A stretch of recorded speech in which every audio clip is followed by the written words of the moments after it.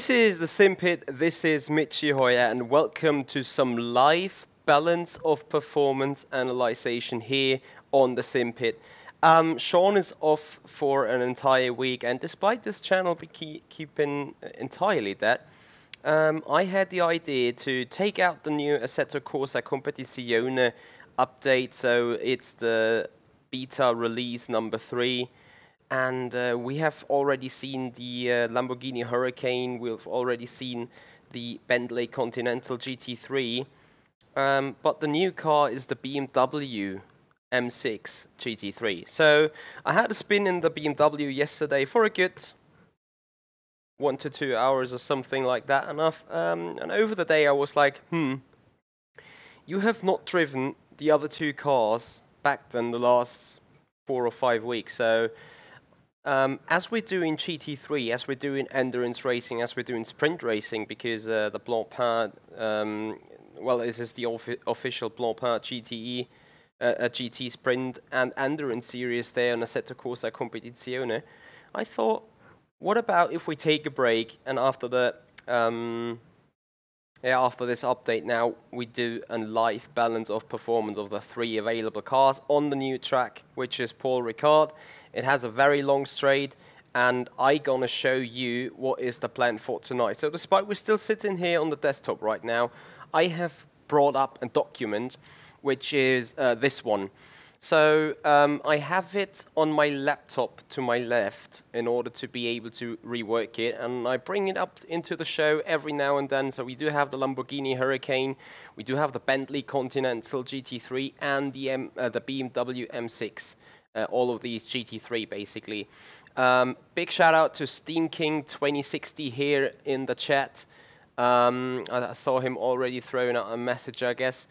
He has done some research on the car specifications. So we're gonna start with the Lamborghini Huracan. So while the game is starting, we will have a closer examination of the car itself.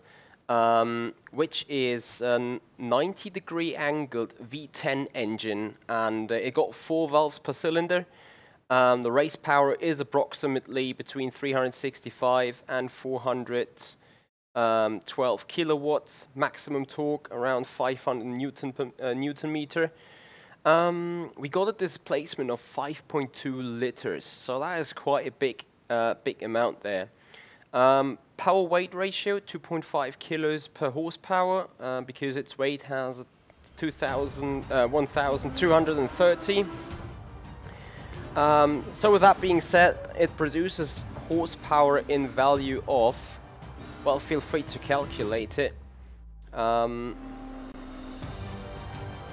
some reason it doesn't show right here. But yeah, we can bring that calculation up, I'm pretty sure, and add that towards our list up here. So that's gonna be the car we're going to start with.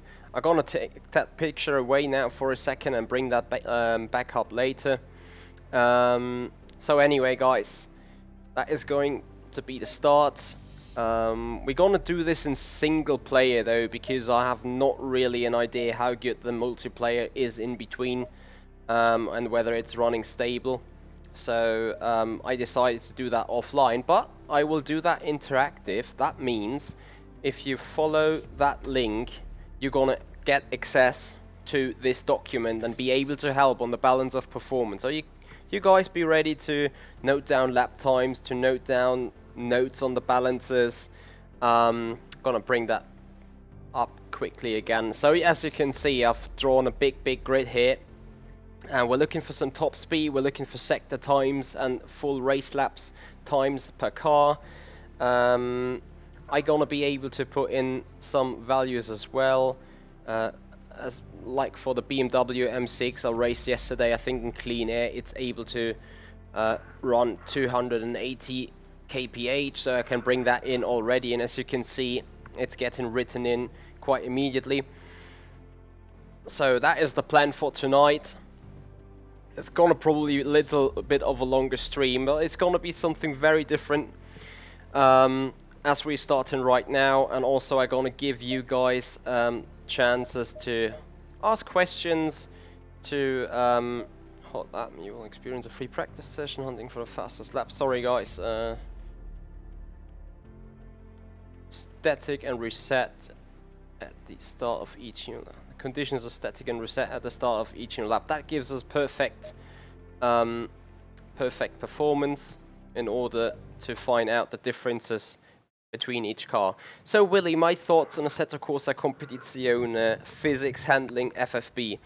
I think FFB wise it has one of the most advanced force feedbacks I ever saw. So they have really done a great job on that one. That is for sure. So force feedback has a lot of details. I think it does have a lot of forces and a lot of power. So that is a really good job they did. What I already noted down in this set or in that grid is that we're gonna race with the aggressive preset and not gonna change anything on it. So we will have a look into certain values maybe and have some discussion what is going on, but we will not change anything on that setup, but we will drive each and every car. So here we go.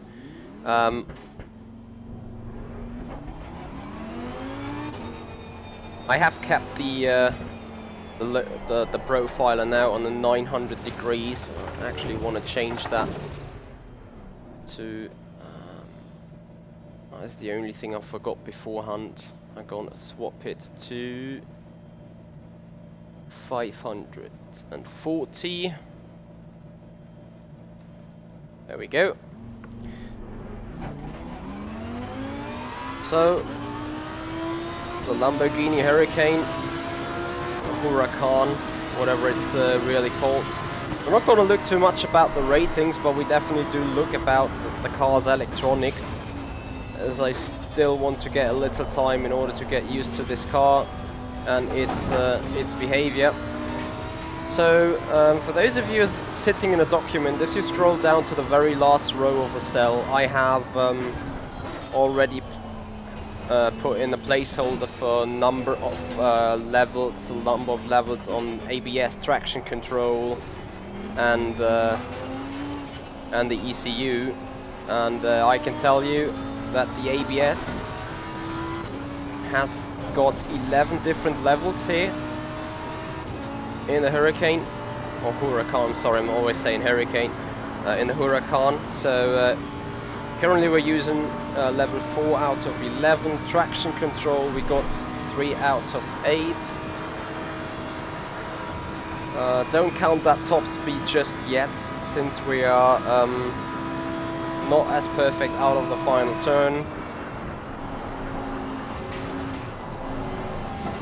The setup is aggressive, and we're gonna see how aggressive it really is over the course of a few laps. So this is not gonna be done within a minute or so.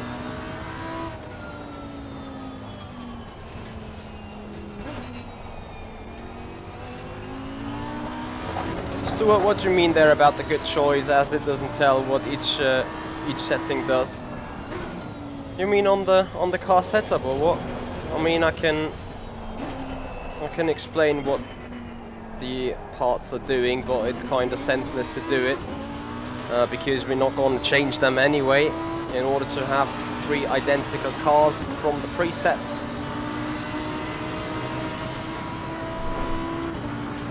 I have to admit that I do massively love the sound of this Huracan.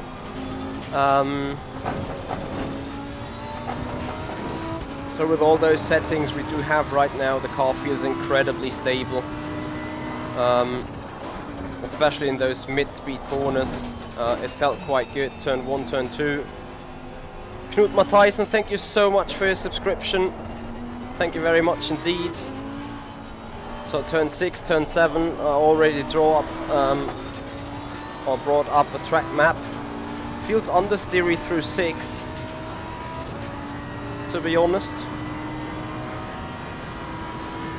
Let's have a look about the top speed then, as we're going down the long back straight up towards turn 10.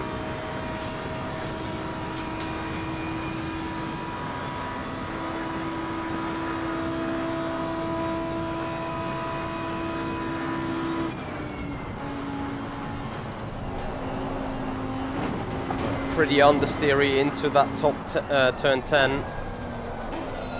How do I stop the Lamborghini from oversteering? I can make the rear anti-roll bar a little softer so it is able to carry more weight over the suspension. In addition to that, I could stiff up the front anti-roll bar to not even let the car roll as much. Beyond that, you'll always have the possibility to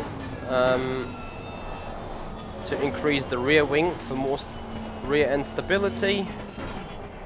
And if that is not sufficient, you can also increase the rear right side in order to give the suspension a little bit more travel range and to increase the rake, which adds more downforce and therefore should stabilize the car.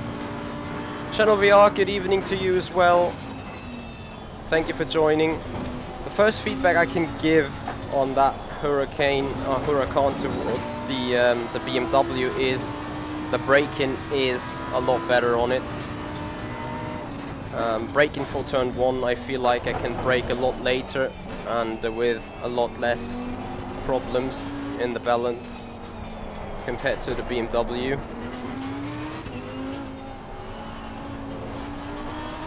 Turn 6 I have to wait quite long until really getting on the power.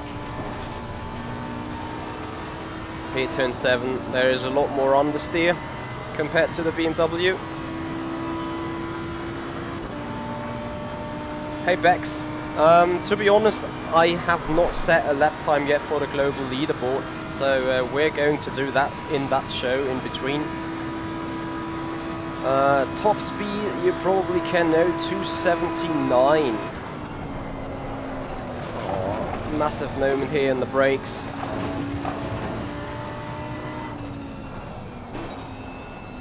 So it's very interesting, from high speed braking the car really likes to snap in the rear end, or if you throw it into the fast corners. Car likes to snap a lot. However, here in those low speed corners the car's pretty nice in the front.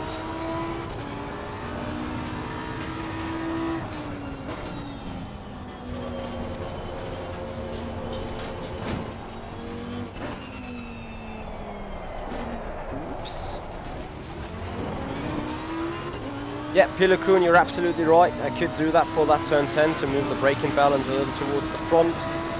So now I'm trying to focus to set a good lap time in.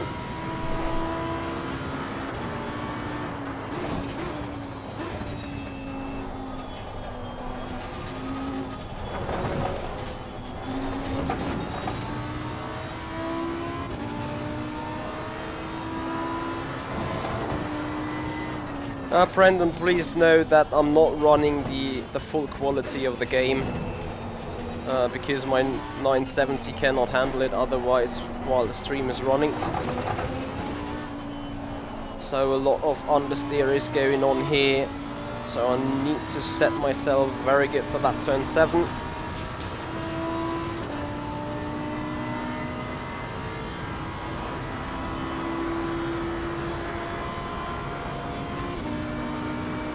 So we're gonna brake bias 5 clicks forwards, 62% out of 61.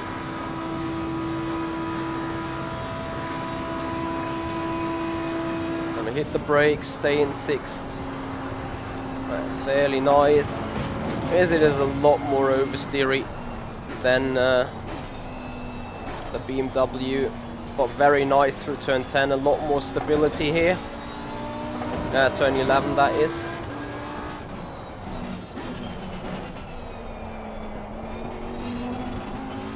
So turn 12 feels good.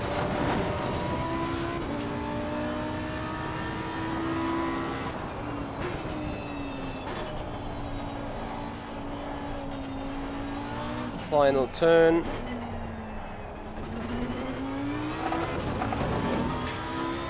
So the first valid lap time. Going across the line, 1:55.0. That can still be improved.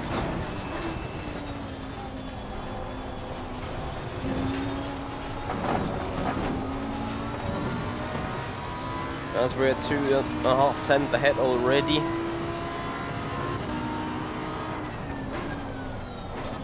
A lot of trail braking to get the weight up on the front. Although you really have to admit this car is a lot more willing to turn, especially in slow speed corners, than the BMW.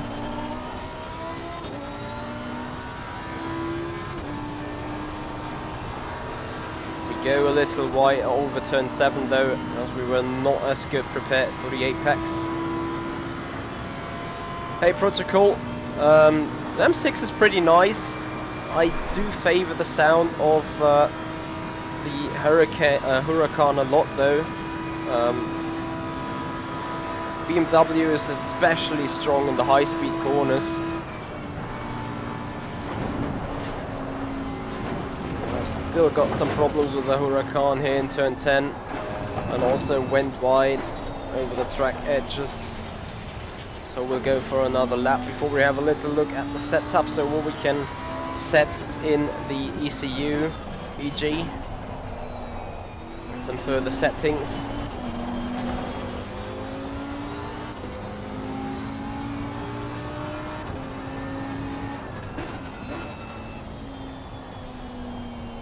Stuart, why you want to have added the Blancpain into Assetto Corsa 1?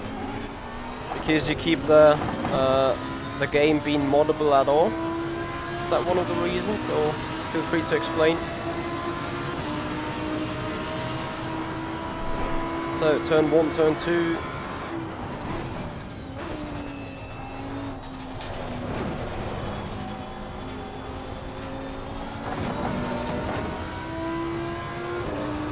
Not too much of a good exit out of 2.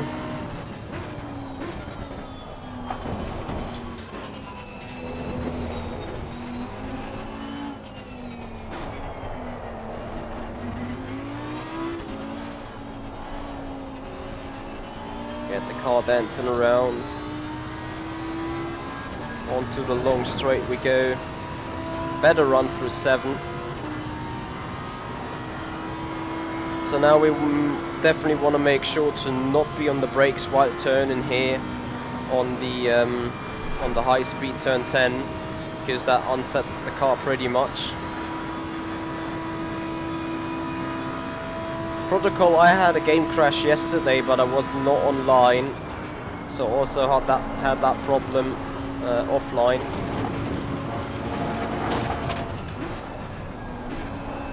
I missed the first apex of turn 11. Really need to keep that weight on the front there. A little bit of an unbalance on the trail brake. So that is a pretty difficult thing. This car, the BMW needs trail braking in order to be turned at all. The Huracan likes to step out already when trail braking in mid-speed corners.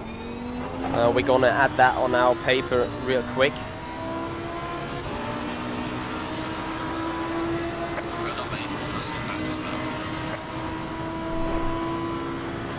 So another personal best.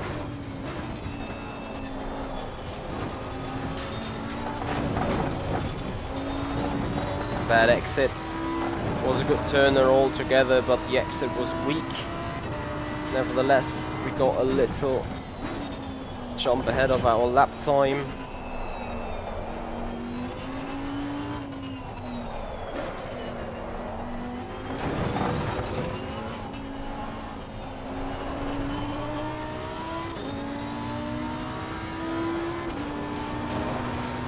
Traction control does not need to work too much in level 3. Let's see if we hit the 280 marker on the top speeds. Huracan is pretty flat, so maybe we can do it.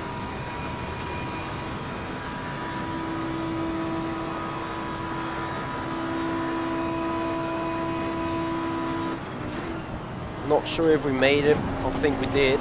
Too far on the inside over the curb, costing us all the time.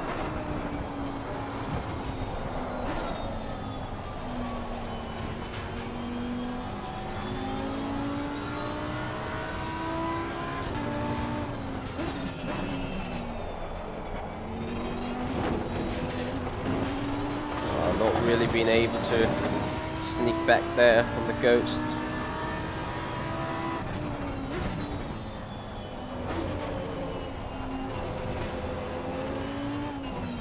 Yeah, Chief, that is one of the reasons why I'm not running VR just yet. I definitely want to wait on the next generation.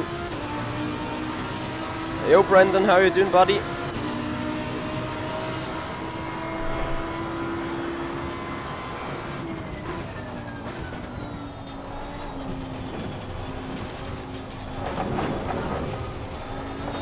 Not taking those curves too hard, and that's about it. So we keep it at this point. And gonna have a little analyzation into what is going on in that car. So have a look at the timetables. At first, they're gonna bring up the sheet right here. I'm gonna move out of the picture a little, get rid of the gloves, and then we can start filling in the gaps right here. So what I am going to do is I mean, we do have all kind of lap times here, so we are looking at the fastest.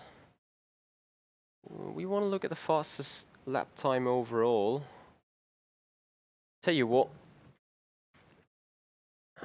gonna do it like this: 32.836. That is sector 1. Sector 2 is 32.259. Actually made a mistake. Here we go. Sector 3 is 5310, which will be a full lap time of 154.405. And in the next cell, we're gonna note the absolute best, which is a 31.638 in sector 1, a 181 in sector 2, and a 50.310 from our actual lap.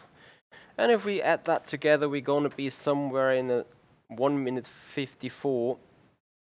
And I'm gonna leave this blanket right here. For those of you who want to calculate and fill those 3 digits, feel free to do so. Otherwise, I'm gonna do that after the stream. Top speed, I think we reached 280 kph, just about there.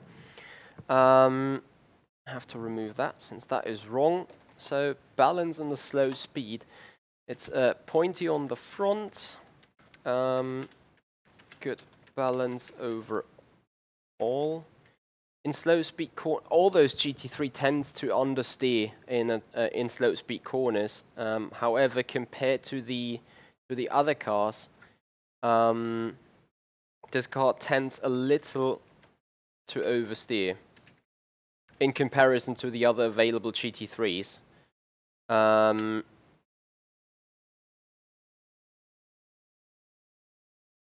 Hey there, Jump Up Rich. How you doing, buddy? Alright, it's a little it tends to be a little oversteery, which is no surprise due to the fact we're using the aggressive preset. Balance in the mid-speed corner, it's very understeery here. Especially around turn 6, turn 7. Balance in the high speed, understeery as well. That might be something you may want to have a look into setup wise when we're speaking about that. Looking into pit setup. So the current setup, fuel strategy. You have 2.77 liters per lap estimated.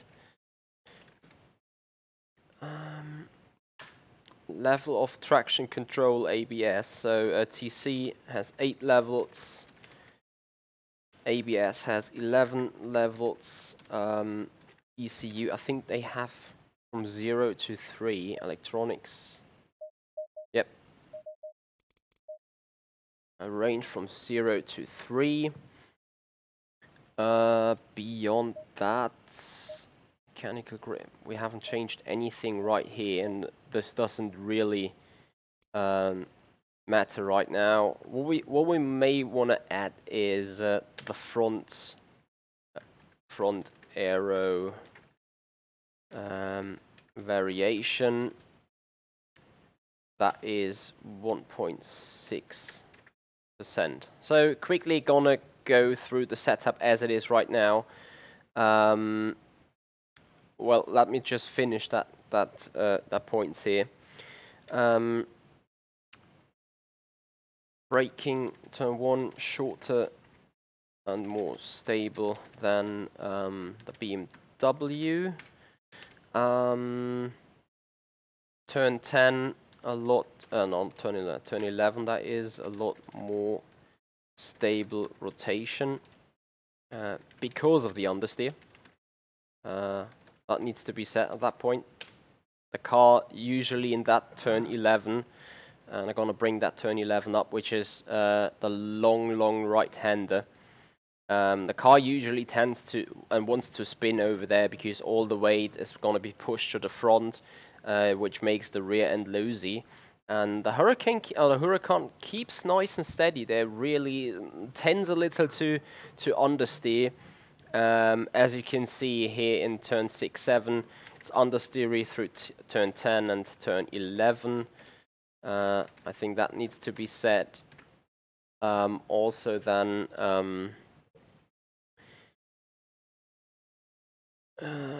likes to snap oversteer into turn 10 because when on the brakes, weight at the front, and with a high velocity, the G-forces are gonna be exponential, you say in Germany. So if you go as 2 times as fast as beforehand, the G-force is going to be 4 times as high, and that puts obviously a different stress on the suspension. So weight at the front causes the rear to be unloaded weight-wise. Hey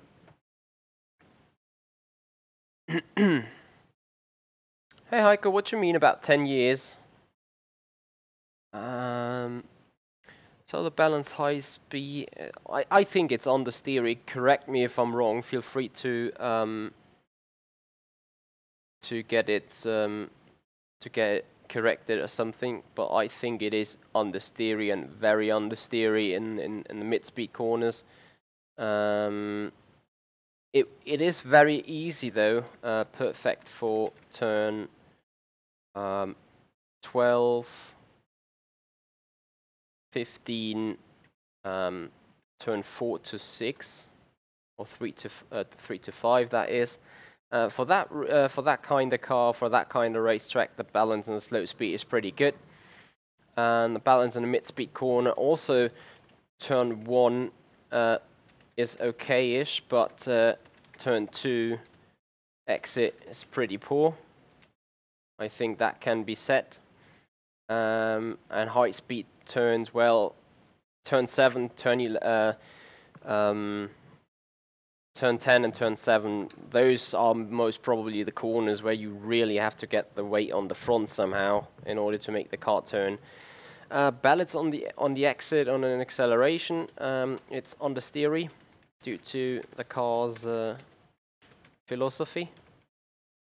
So you may want to need to work around that with different things like rear wings, right height, stuff like that. So when really going into setup work, you want to adjust the mechanical grip there.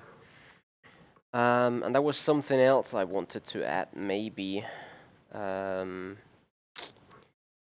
of don't know at the minute. Kind of forgot it. I'm sorry about that, guys. So I'm gonna bring that picture away once and ever again. So here we are, real quick. Electronics, 0 to 3. ABS maximum is 8, ABS maximum is 11, traction control is 8. We haven't changed anything right here, and we do not even look too much into that. Have changed the brake bias a little, click towards the front. Maybe we do another video of really setting up the cars and then do another balance of performance. And I've noted down the front aero variation. So that is what I want to set right here. Tires are kept the same. So that's it about the Lamborghini Huracan. I think then next up we want to have a go at the Bentley Continental. Have I missed anything? Fuel load is in, braking and turning, high speeds. No, I think that's it. Wanted to add fuel as a value again.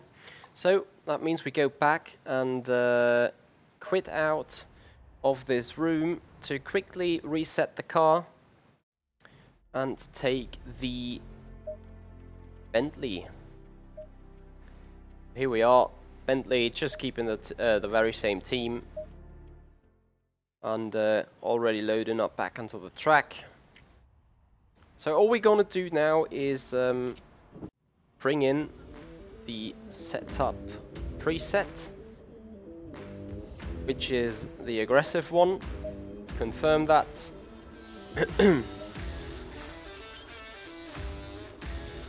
Go back and drive. Green light. Go, go, go. The first thing that is really different here, right-hand drive. That's gonna screw me up for the first couple of laps. Other than that, you can already note down if you want traction control level 4 out of 8, or again 8 levels and 11 levels on the ABS. Interestingly, braking bias is 70%, so 8% more than on the Huracan. We're gonna see how this car is operating around this racetrack.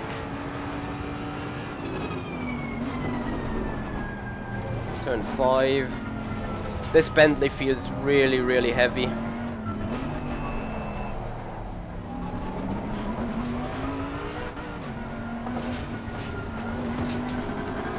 It's very nice through the mid-speed corners.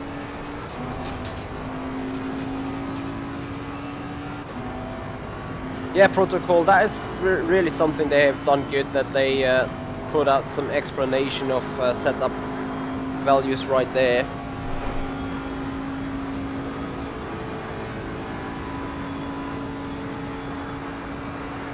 So top speed 277.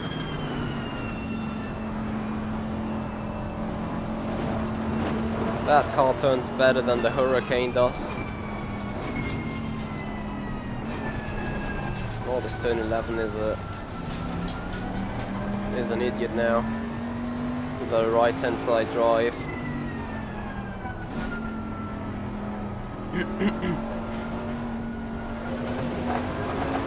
It really screws up my mind a little, to be honest.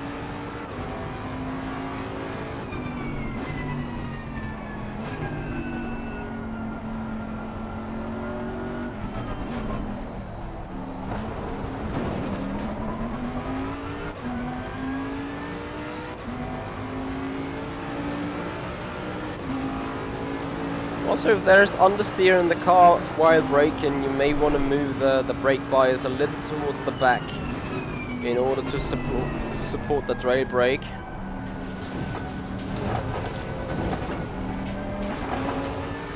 Yeah, of course, the first lap's gonna be invalidated.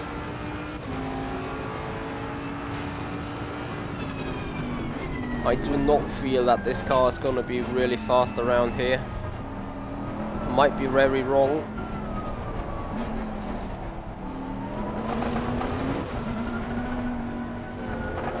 Especially around turn 6 and 7. This car is great. Despite we go wide here.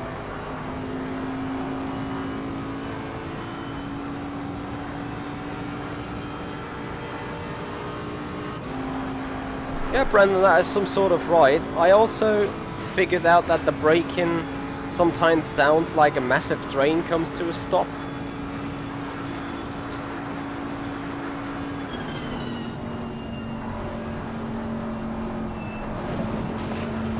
But in general, if you have those massive iron brakes, or I'm not sure, oh, I forgot to say, not sure if it's iron or steel.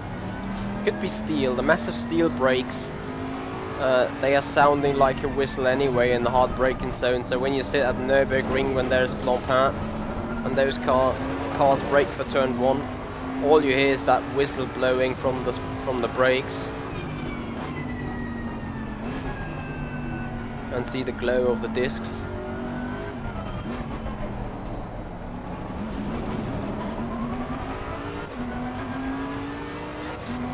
Car has very bad traction, like the traction control is operating a lot.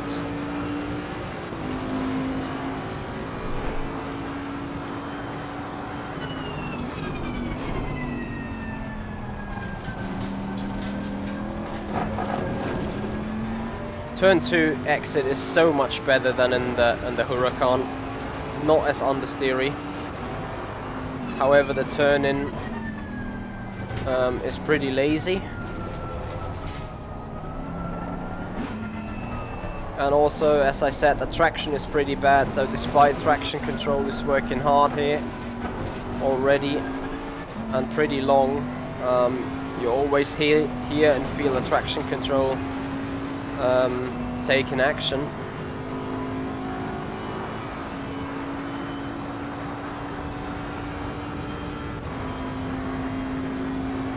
So let's see what is the top speed.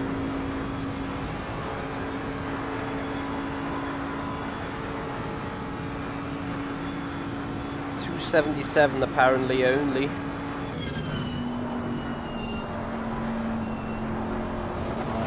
Approaching turn 11. Oh, I need to get that turn so damn right. Just can't do it. Yesterday there was a real racing driver, Emmanuel here. He has given me a lot of useful tips.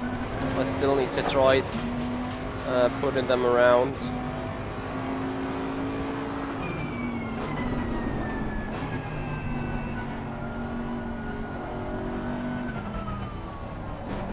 So in rail braking the car has a good balance, I can tell you that.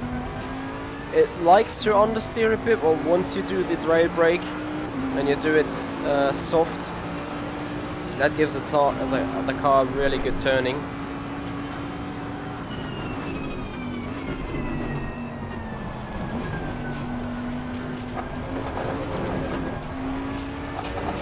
Shouldn't jump that silly over that turn 2 curb. Now let's get some lap times in.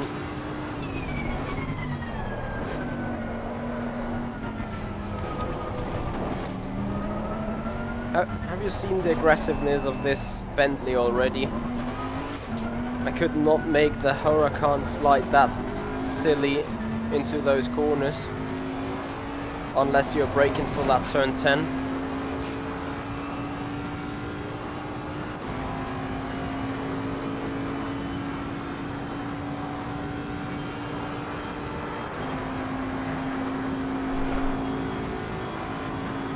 And if you guys got any questions whatsoever, feel free to just put them out.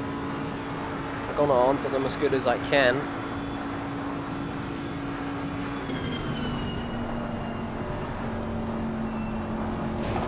A little understeery towards the exit. And rip lap time. So yeah, high speed rail braking, very same problem. Like the Huracan likes to step out in the rear end.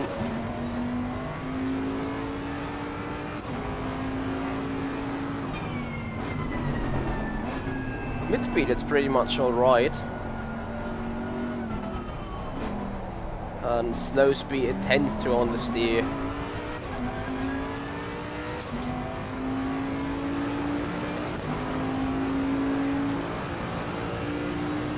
Yeah, protocol, I do think so as well. Probably you just cannot really compare the cars with the preset, since the preset probably gives them overall value, but there would be specific ones required.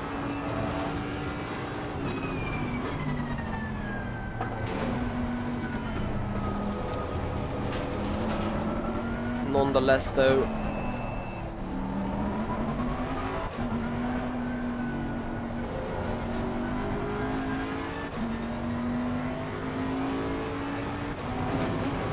some balance of performance thing is going on still. I mean, if you get out that list for balance of performance and then see what the car does and what kind of areas, you already get an idea of what you may need to change individually on the setup.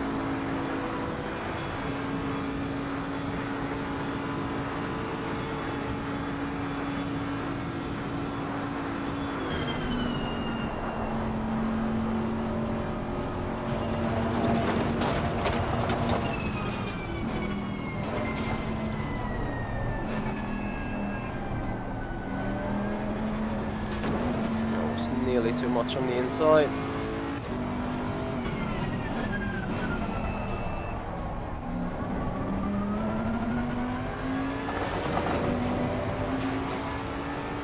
Better want to stay off the curbs.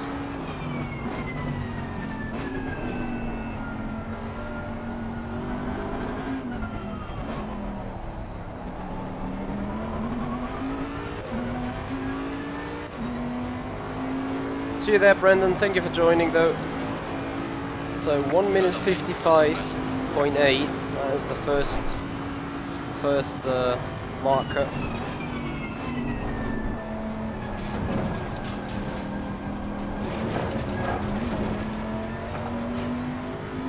Car bottoms out on the apex of 2.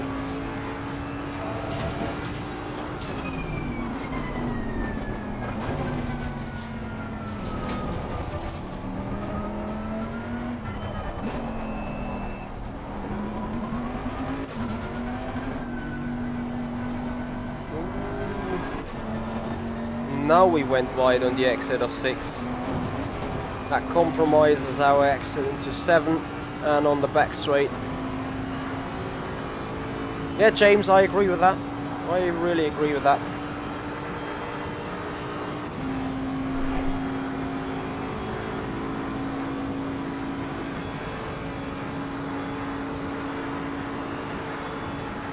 So just another 2 or 3 more laps until we come to a conclusion. Ooh. That was interesting indeed. And despite we already got 70% of braking power at the front, the car is still pretty aggressive in the rear end while braking.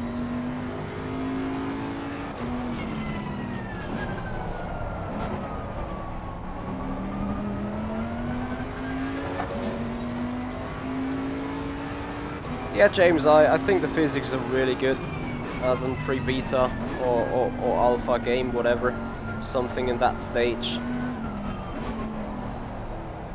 I think it's a really good base to start with. Oh, and we lost basically all time from going wide in the final turn. Yeah, it's hard to see the apex there.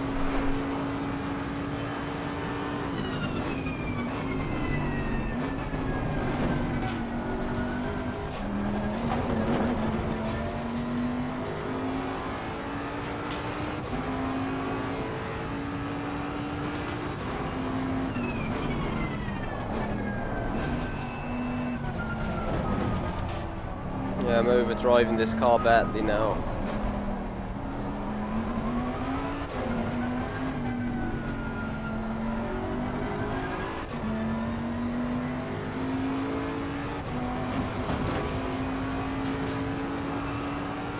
.4 though. Hey Marco.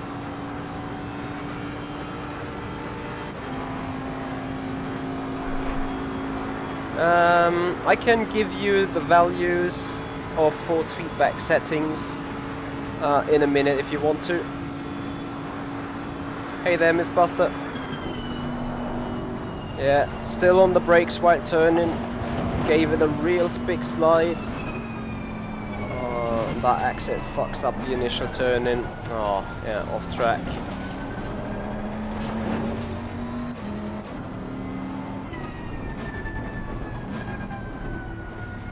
I agree, Mythbuster. I so much agree. I think in iRacing, all those GT3 cars are way too understeery, and in that case here, they are quite a challenge to drive. But once even they step out, you can catch them. Unlike in iRacing, where you most probably end up in a spin.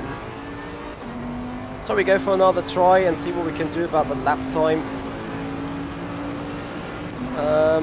Yeah, Buzz and Hornet, you could argue about that if the traction control is a bit too high. It is level 3 of 11 though, so... well, that is an off track. I can just... put, it's 4 of 8. I can put it to 3, like in the Huracan, and see if that somehow changes the things.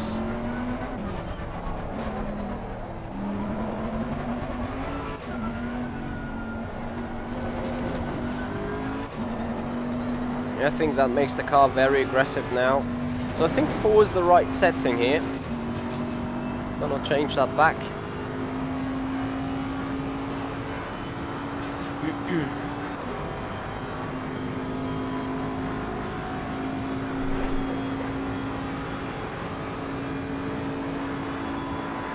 So I just want to get 1 lap in so I can get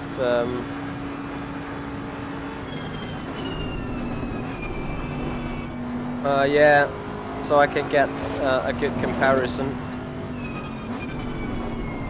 I think there is a lot of torque in those low gears on that car. You also have to see that the engine has quite a bit some power. I think the Huracan had 2.5 kilograms. No, the other way around. It has less power, which also explains why it's slower on the main straight in the end. Huracan has 2.5 kilograms per brake horsepower, whereas the Bentley got 2.6 kilograms per horsepower. It just feels like it has massive torque, hence why we got a lot of wheel spin.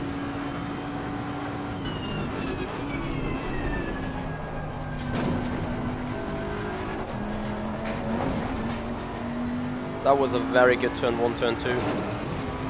For turn 1 and 2, this car is probably really, really good.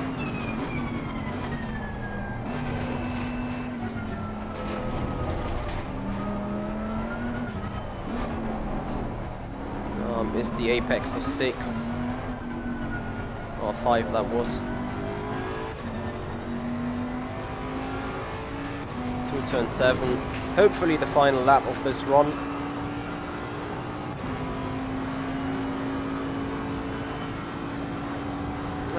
Mythbuster, that could well be, although you're not allowed to turn the wheel too much, otherwise the car will understeer a lot, which is apparently true for the BMW. Can show you that in a minute when we go towards BMW.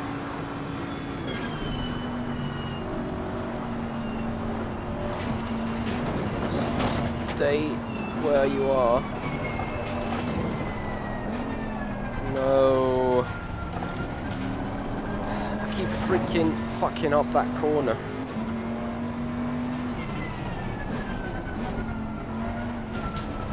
I hate this part of the circuit. By the way, also the interaction with the cars and the curbs is pretty massive. You can hear it, you can feel it in the wheel, you can see the cars jumping over the edges.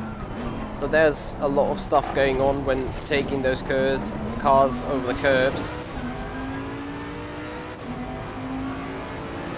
This is so hard to get it right, man.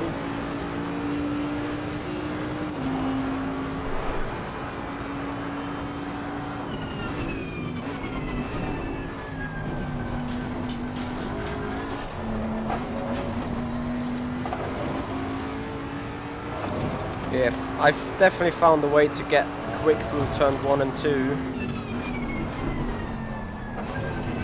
Will I find a way for other track parts though too?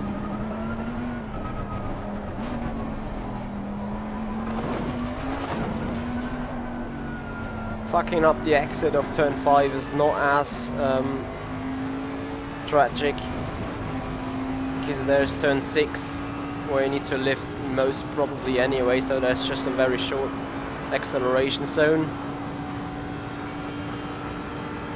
Come on, I want to get the lap together now and bring it home.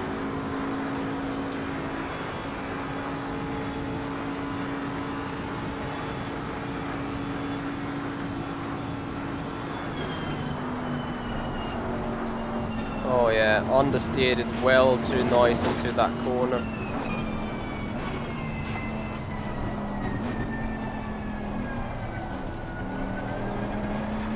That was decent though.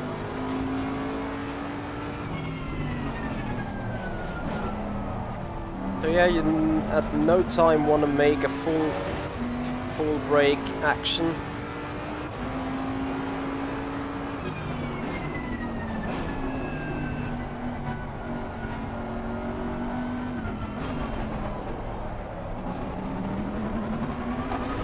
Alright, there we go. I'm pretty sure that this car has an incredible good Sector 1 and a pretty good Sector 2. But a pretty awful Sector 2. So Sector 3 is what has been quick. Let's have a look though. Timetables. Well, get up the balance of performance sheet straight away. I'm gonna have you guys a little look into the times. I hope you can read it. This is something I don't want to say bad, but it could be a little bit bigger on the display. I mean, I'm just pinpointy a bit. So Sector 1 31.767.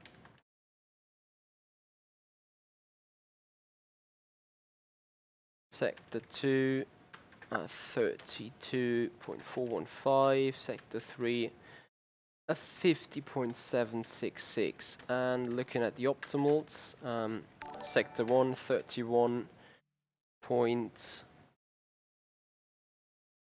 Actually the 767 is the quickest. Sector 2 32.046. That was a pretty strong turn 10 back then, so that probably was the game changer. And the final sector 50.766. Right. Marco, thank you so much for your subscription, and as I just promised you, here we are, options, controls. Gonna do that as soon as I swap the cars, okay? So I brought that up already. Here on the timetable. So if we top up the totals, the BMW with a BMW I did it 1 minute 54.405, and with the Bentley I did 1 minute 54.948. Also, if you compare the sectors, Sector 1 a tenth, half a tenth quicker than the Huracan. Sector 3, despite the cars being pretty heavy, still kind of a cage lap time, so 2.5 tenths down. Also, that turn 11, 12 wasn't as perfect as it could have been. Interestingly, we do not lose too much around Sector 2, which is a surprise, because arguably 2 to 3 or 4 kph is quite some difference. So speaking about the kph, 277 I think I did in the fastest point. That means we're also going to have some more looking into the pits setup menu and have a look at the current setup. Aero, see that the aero, the front aero variation is only 0.5%. That is nearly nothing, and you really felt that in that turn 10 of that racetrack. Beyond that, fuel and strategy, a fuel per lap, and that is going to be important for endurance racing. The Huracan gets better lap times in with a 7.7 liters per lap estimated, whereas the Bentley 3.2 liters per lap estimated. That is a big difference. Speaking about TC, 8 levels, and now I can put that up, 8 levels. Speaking about ABS, we had 11 levels as well. The ECU, I'm gonna quickly look that up on my own. ECU, that has no ECU map whatsoever, so you only have chance to run in one standard mode. And I'm gonna add that on the BMW, on the Huracan. We ran a mode 1. I remember that. So probably there's still some performance left in that Huracan. So there is a lot. That has a lot to say already. Balance-wise, acceleration feels like a lot of torque. Massive wheel spin, if no TC, obviously.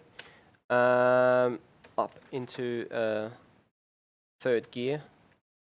So first and second, a lot of wheel spin. Indeed.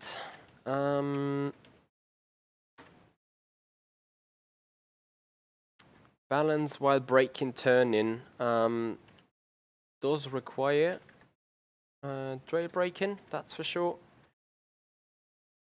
But it's pretty harsh.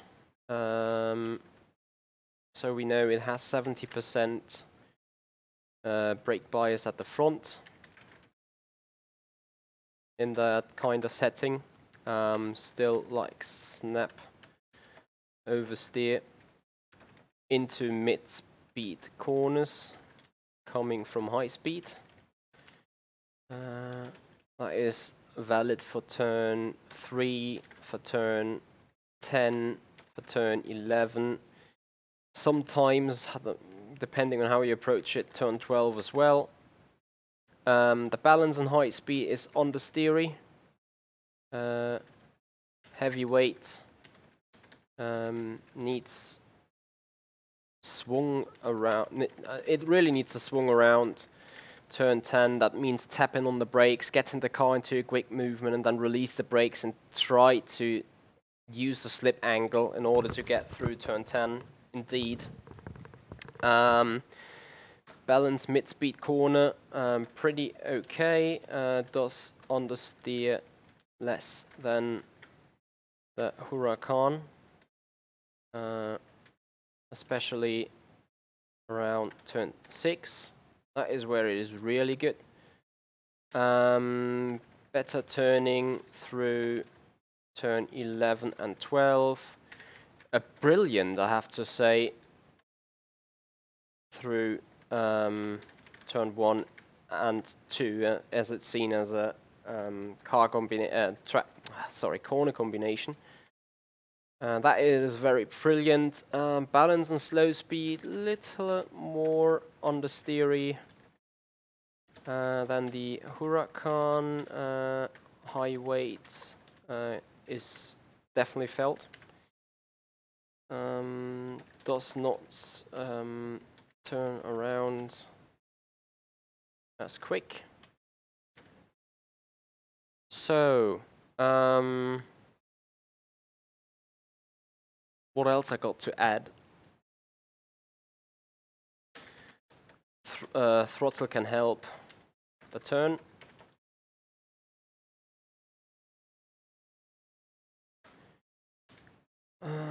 Beyond that, I think that is everything I need to add right here. What definitely needs to be set is that needs to be marked compared to the 2.5 kilogram per horsepower here.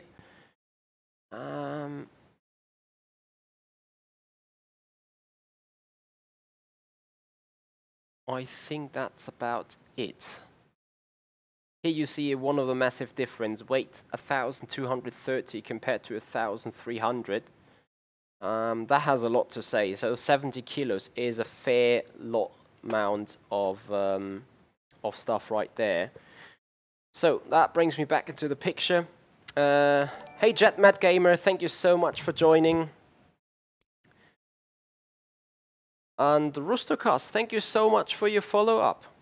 Sadly, the GIF was not being seen as I had the picture of the balance of performance up there. So, going on into the final set, we have everything noted. Yep. So that means going back into the main lobby, giving Marco the chance to have a look on those settings here. So options, controls, steering wheel. Here's the force feedback setting I got right now. Minimum force is at 7%. Should be probably a little lower than, because I get a lot of clipping. Road effects are pretty high. Sometimes that is throwing me off a bit. But I just keep it now. I'm not going to change anything right here because that will now screw up the comparison between the cars. Make sure to keep the dynamic damping at 0%, because on a G29 it only adds resistance while turning the wheel, which is not good for the case and for the engine in here, and pretty much unnecessary for racing it anyway. Beyond that, I do not have too much to set in here. I do have a button box, so that is the reason why we got so many things mapped. You can see it here, the sim projects JC32. So that's very much indeed. LA, hey there buddy, thank you so much for your donation there in the super chat. I appreciate that a lot. This goes to the sim pit, so in the name of Sean, thank you very much indeed buddy. Yes Luca, I do live in Germany. And speaking of Germany, we're going back to the German beast, the BMW M6. So the car of this update is going to be used now here in the single player in the Hot Lap Challenge, as we swap to the BMW and we take the number 36. Sorry, because that is the car of driver Emanuel Finke, who was yesterday here on the stream giving us a little feedback, giving us his personal thoughts on how things are in Assetto Corsa Competizione, as he is one of the devs, which means he's driving the car in real.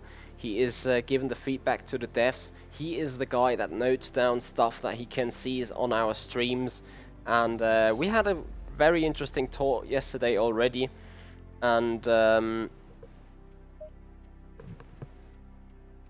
also throughout that day, so I'm looking forward meeting him again. And I forgot to stupidly accept the car. There we go. BMW M6 GT3 around Circuit Paul Ricard. Final part of this balance of performance before we get into the Hot Lap Challenge and try to beat the guys there in the global leaderboard and see where we belong to. So there we go, we press confirm, go setup, and it gets the aggressive setup in. Front aero variation 0.7, so kinda average in between. I'm not too sure whether this value is correct. I kinda do not believe it is, but we will have to note it down since we have no other evidence whatsoever. So traction control, we got 10 settings for traction control, but only 5 for ABS this time. So let's see what we can do. Interestingly enough, it got a little sign on the dashboard when the traction control is working in our favor.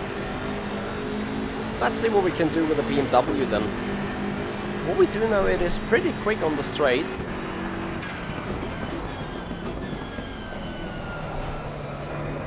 It is just super lazy and heavy through the corners.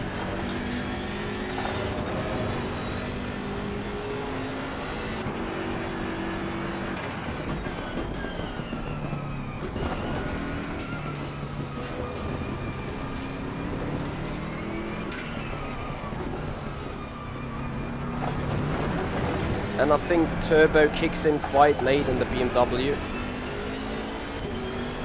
Mr. Meaty79, thank you for your subscription. I appreciate that a lot. Welcome to the show. Hope you enjoy it.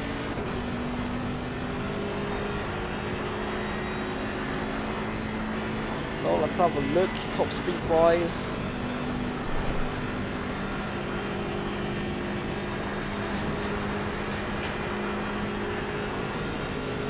Alright James, have some fun.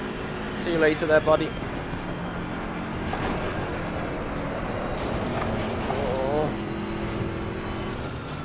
So don't take too much of that curve. You really feel the roll in this BMW. Pretty heavy. And the first lap remains valid because not being entirely off the track limits.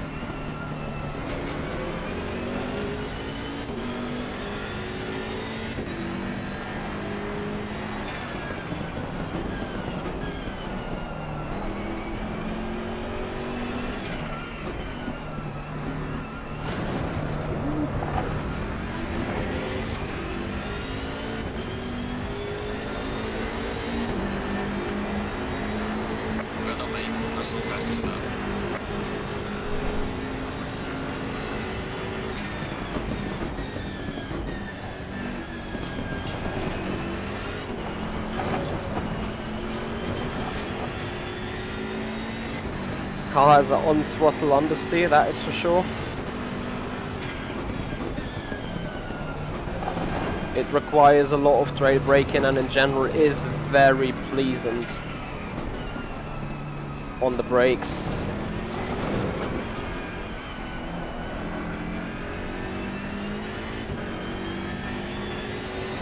Turn 7, here we go, full throttle. Let's see what is the top speed.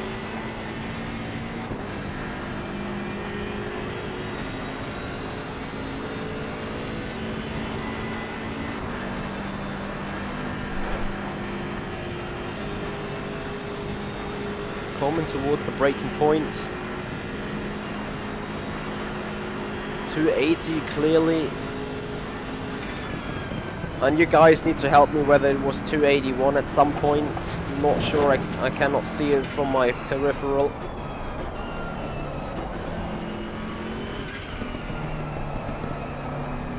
Pretty bad turn 12, 11.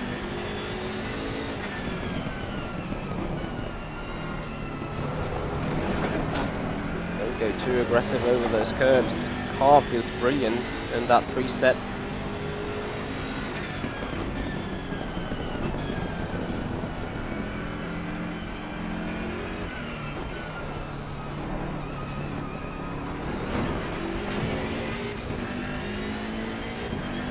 Coming around, setting a 155.2. Has not been a perfect lap overall, so there's still room to improve.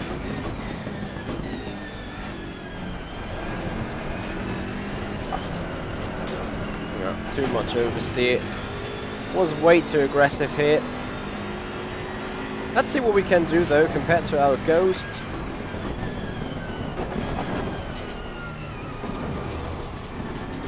Hope the game doesn't die in between. I would love to use first gear for that turn 4. Since the turbo kicks in pretty late in that BMW, I feel.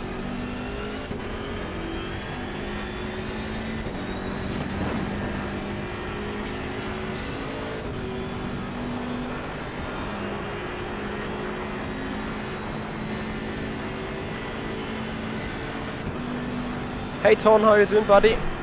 Thank you for joining.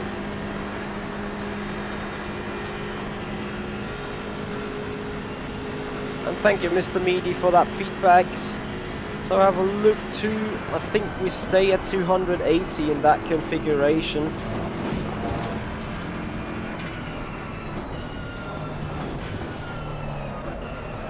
Nice and steady on the brakes, and it's going to be fine. Look how much time there is still to gain out of turn 11 to 12.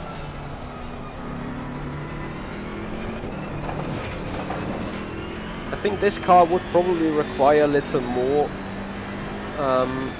traction control. I keep it at, no, we'll set it to 4 now. Pedro, that is the BMW M6 GT3, so the new car of the Assetto Corsa Competizione beta release.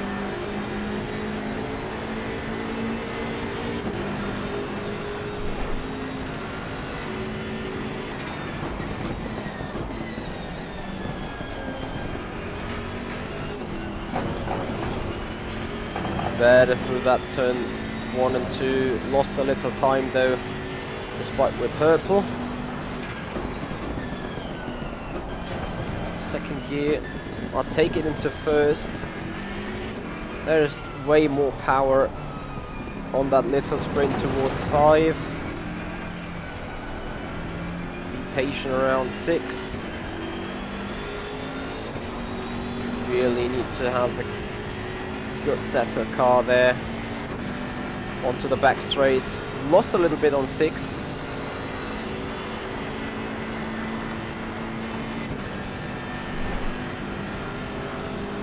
They're absolutely identical. Sector 3 is gonna make the difference.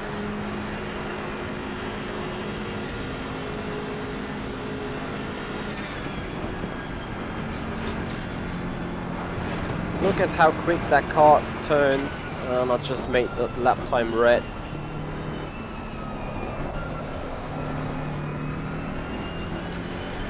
The car does not like to roll though, so you rather give it brakes or gas in order to keep it stable, but if you're going off throttle the rear end likes to rotate a lot.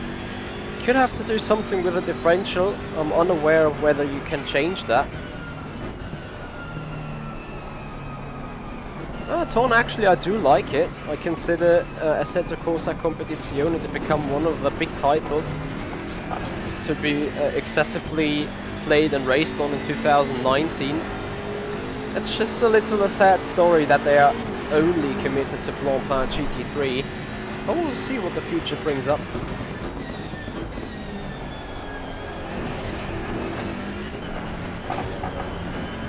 So turn 1 and 2. Better through turn 1 and 2, 1.5 tenths up.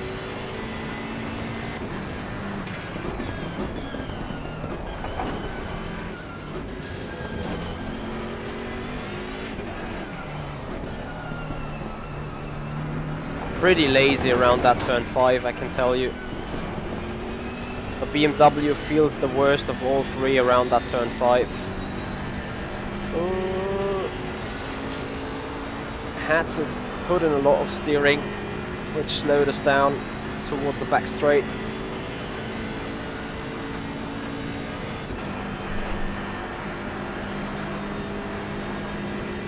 Yeah, Pedro, I thought so too, but apparently in that version they have used the most sharp ones.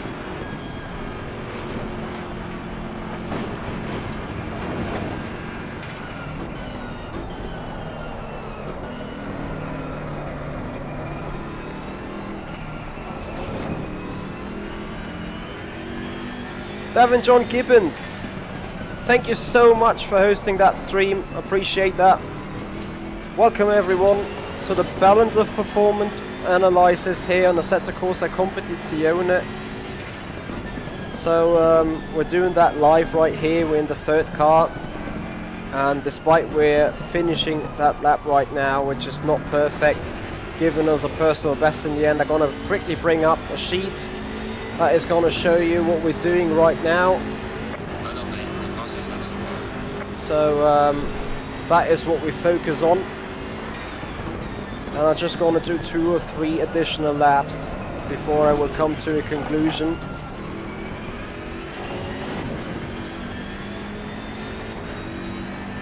Yes, David, actually you're so right. That the first time I looked at that fuel reading, I was like, no, that cannot be right. And apparently, as soon as I looked to the fuel usages of the Huracan and the Bentley, I was like, nope. I'm pretty sure that the BMW does not use twice as much fuel. Stuart, why you decided to do that?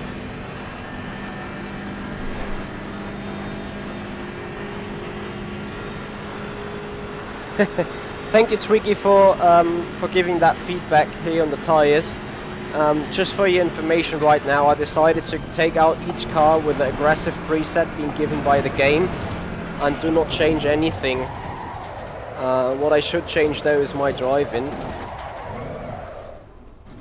I want to quickly... can I go pit setup and simply restart with a fresh set of tires to get it done? And not going to take long. And then we have a look into the numbers and do finalize the analyzation before we go into a little quick race, or actually in a little race weekend where I can show you the pit stop then. John, how did the 3-hour race end up? My game yesterday crashed twice, and it crashed during oh, for God's sake. I want to short up that process now though, since we are working on that for over an hour already now. So yesterday my game crashed twice. Once during practice and the second time in the final lap of the 20-minute quick race we did. So the pit stop looks great. Okay, I'm gonna have a look at that very much.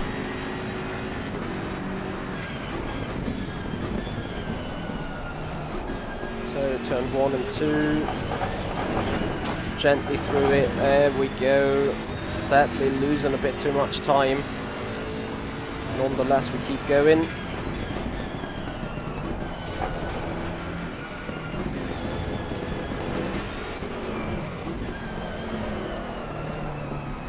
Oh, that big slide was a mistake. So I'd rather not use the first gear because too much torque through turn 4. Now we're looking for a 10th to find.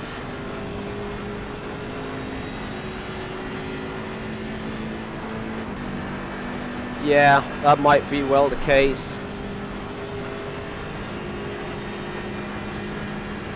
Ellis Jones, thank you so much for your super chat there. That also goes to the account of the Simpit, so in the name of Sean, thank you very much indeed for that. Oh, yeah, you hit that stupid curb and then you're just flying away if you're going too far to the inside of it. Look how much time there is still to gain in turn 11 due to that mega slide. Nonetheless, we already set a 1 minute 54.1, which is the quickest of all 3 cars. Yeah, Darius, all that paint on the exits and on the off tracks can really be confusing. So let's get this stuff together. Malachi 1110, thank you so much for following. I appreciate that a lot. So, get it together, come on.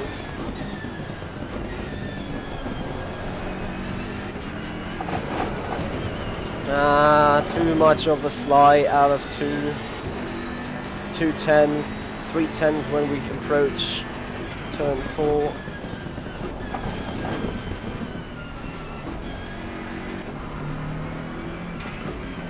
Nice and tidy to through 5, please, thank you. Okay. If we get 6 and 7 perfectly right, with a very soft turn in, we could gain a little bit on the straights. Just as good.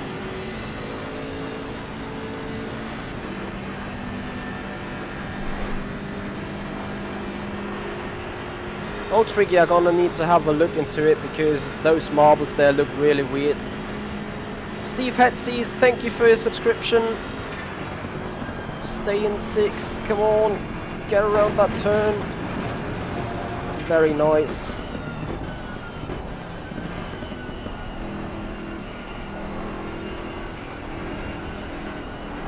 Don't go too wide.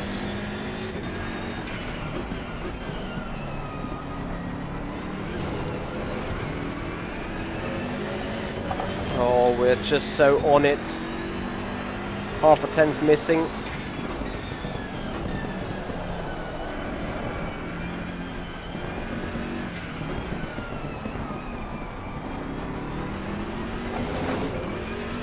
One and a half tenths short.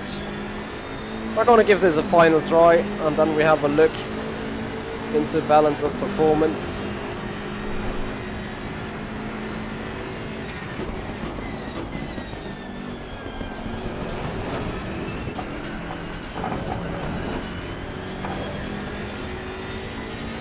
At least we're identical.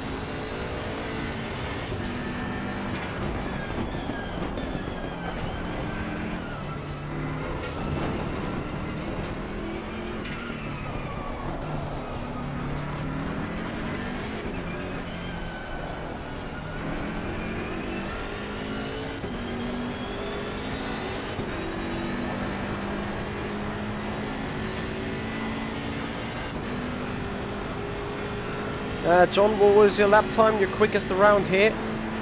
Just out of curiosity.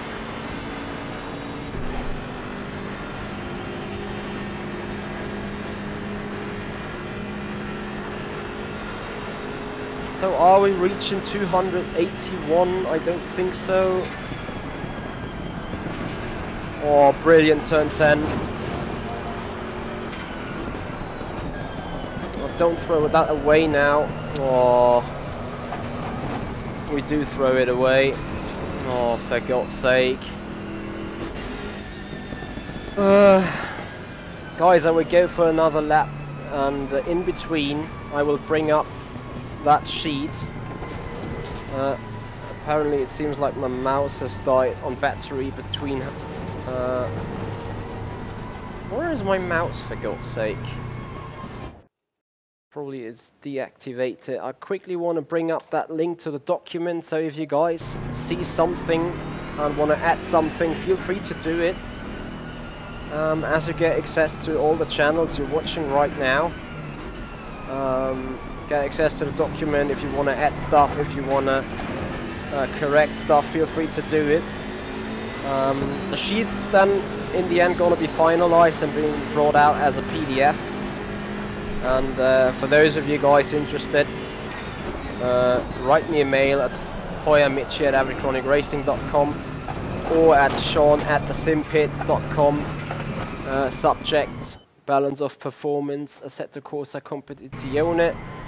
And then I am more than willing to send out the document which we worked on right here. So if you guys want to get out on the other builds then, and want to also add the other cars, you can do so for your personal library. You know what my big problem is right now? I do know a 53 is possible, and I want to have it so badly. I'm trying so hard now, but I won't get it anyway. Turn 1 and 2.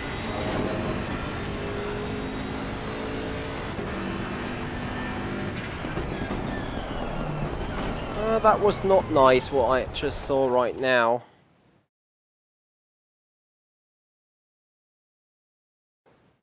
Thank you for bringing it back.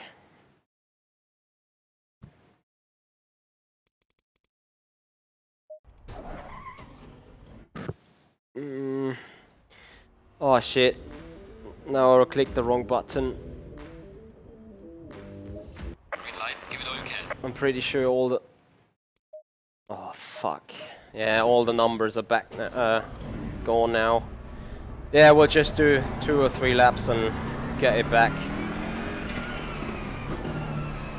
before putting in the balance of performance. What I already can say is it feels the most lazy. It requires a lot of trail braking. It has most top speed, and I think it also has most of the power of all those 3 cars.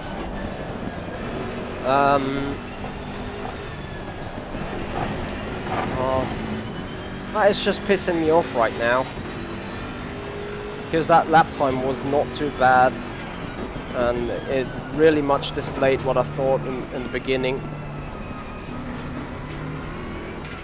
Yeah, Heiko, you're right. And just when I threw away the 53, I knew exactly how to drive the car. So I want to bring that traction control back to 3.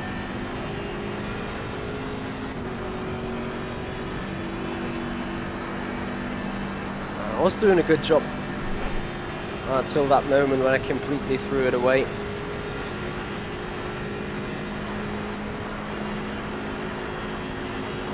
So I'm quickly gonna redo it.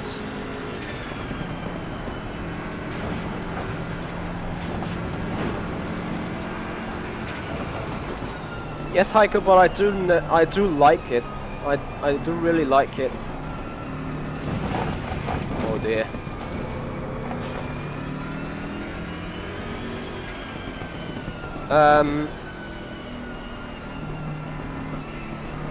Mach LM, I absolutely agree.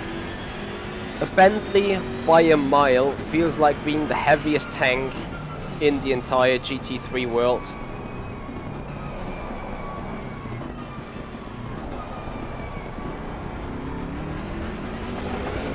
I mean, the Bentley does have other advantages though. Bentley feels great in the mid-speed corners.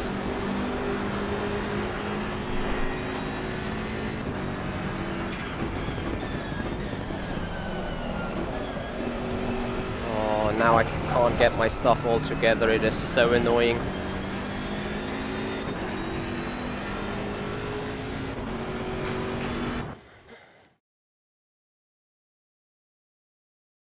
Alice Jones, thank you so much for that super chat. As I'm going to restart that freaking... I think I forgot to take the preset. Setup. Yeah, it's on the safe preset. No wonder that I can't give it the way I want to give it. So we drive out. Sorry guys.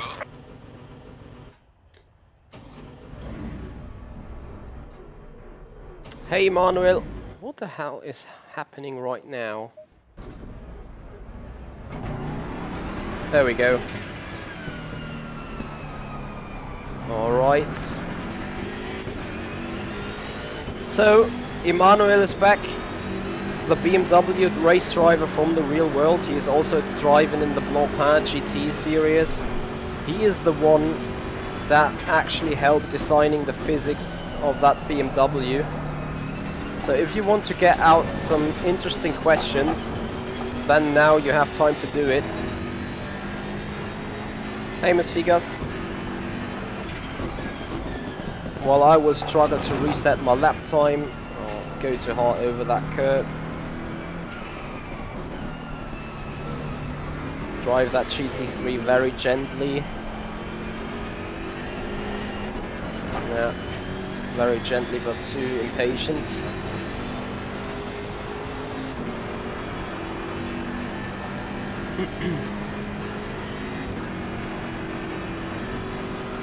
Oh, he's also the one currently making dinner. Is there pizza and pasta when you live at Milano? That would be great.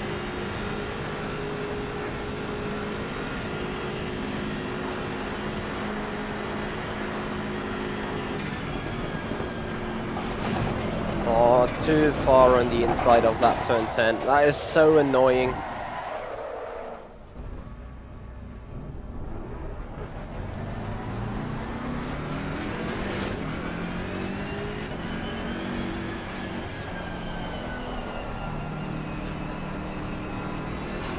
I just want to get one lap in. Is it so difficult, really? I mean, I can smell that 53. Having set a 150, 54.1, and because of having set that, I also need to get back the sector times for comparison.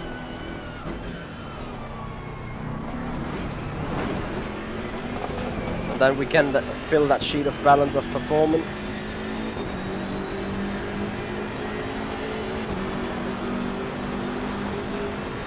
Ah, there you go. I'm sorry then.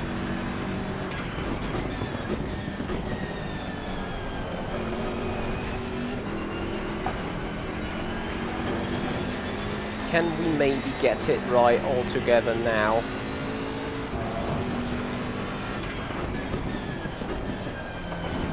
Still have to put that time on the leaderboard then. Too quick into 5. Be more patient around 6, come on. Yeah, that looks a lot better. Soft through 7.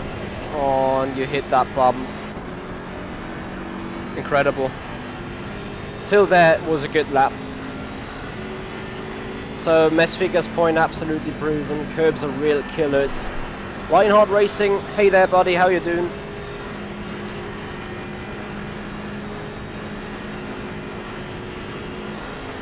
Right, turn 10.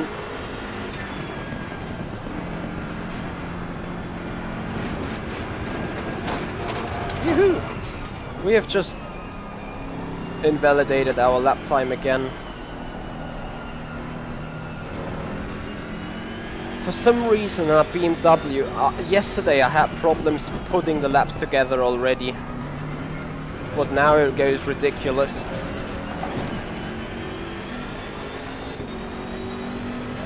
Yeah, bad mantra. You're absolutely right, Heiko. Incredibly bad mantra. Oh, don't hit that stupid curb.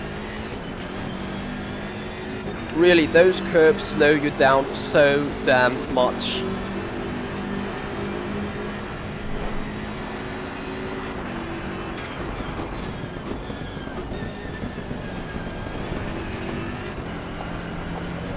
If you hit them wrong. Can we please do it?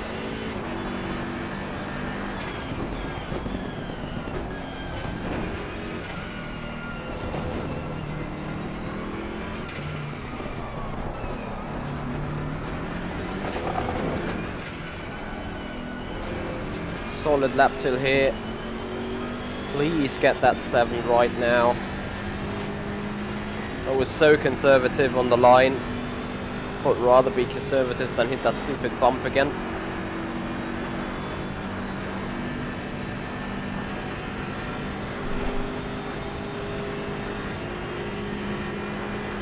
Yeah, Mach-LM, you're absolutely right about that. But I also felt that on other racetracks as well. On the Nürburgring, let's say. Don't go too wide. Missed the apex, to be honest.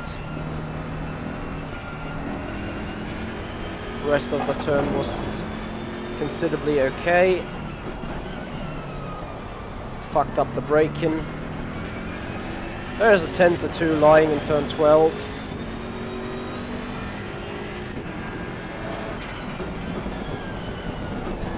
Turn 14, sliding too far to the outside.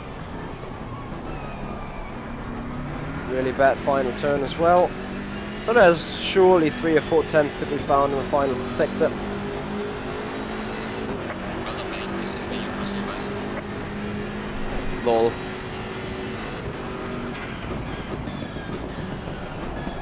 Personal best with such a crap third sector. Can't believe it. Bad exit on 2. Still everything possible that lap.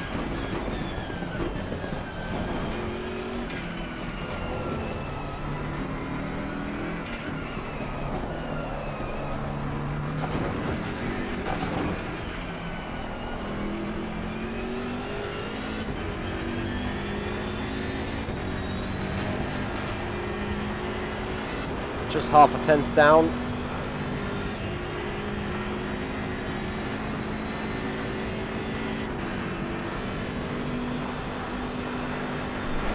Okay, stay in second, brake earlier to really... okay.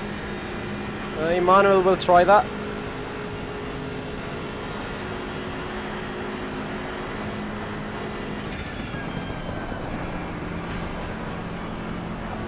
Conservatively here. Missed that first apex. I've got through the turn nicely then.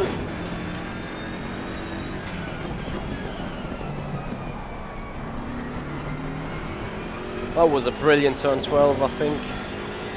Well, not brilliant, but...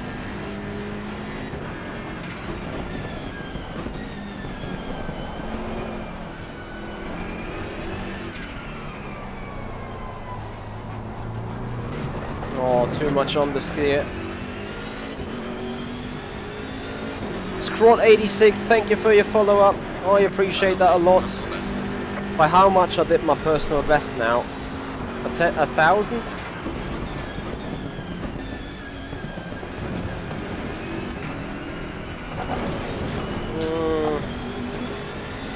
Too shabby.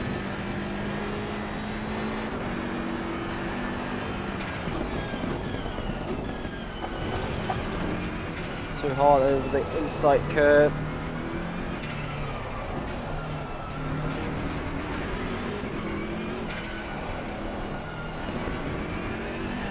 So in second gear, the car was being, it felt as it had been pushed through the apex. Maybe I need to slow it more down. Maybe that was the mistake, I'm not quite sure. So 2/10, 1/10 surely to be found in turn 10. Need to nail turn 11 and 12 then again, which is going to be... Oof. I consider the last time around being pure luck.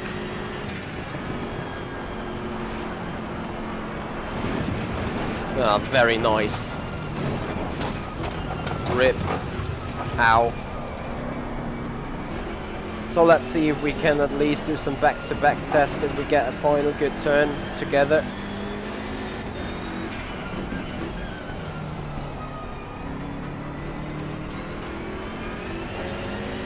Coming through 13, 1.5 seconds.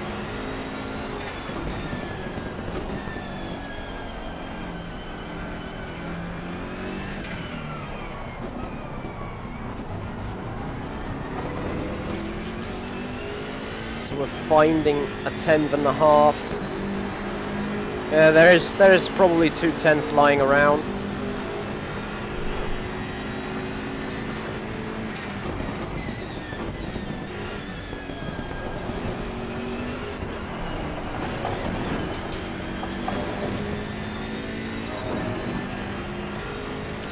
It's not too bad.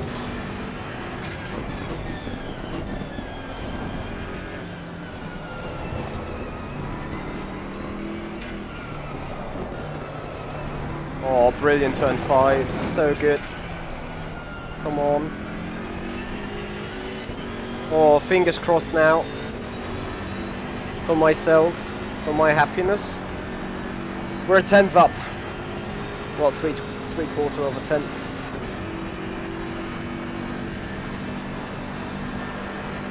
This is the final try anyway. Should be able to hit a 53.2. Okay. Thank you, David.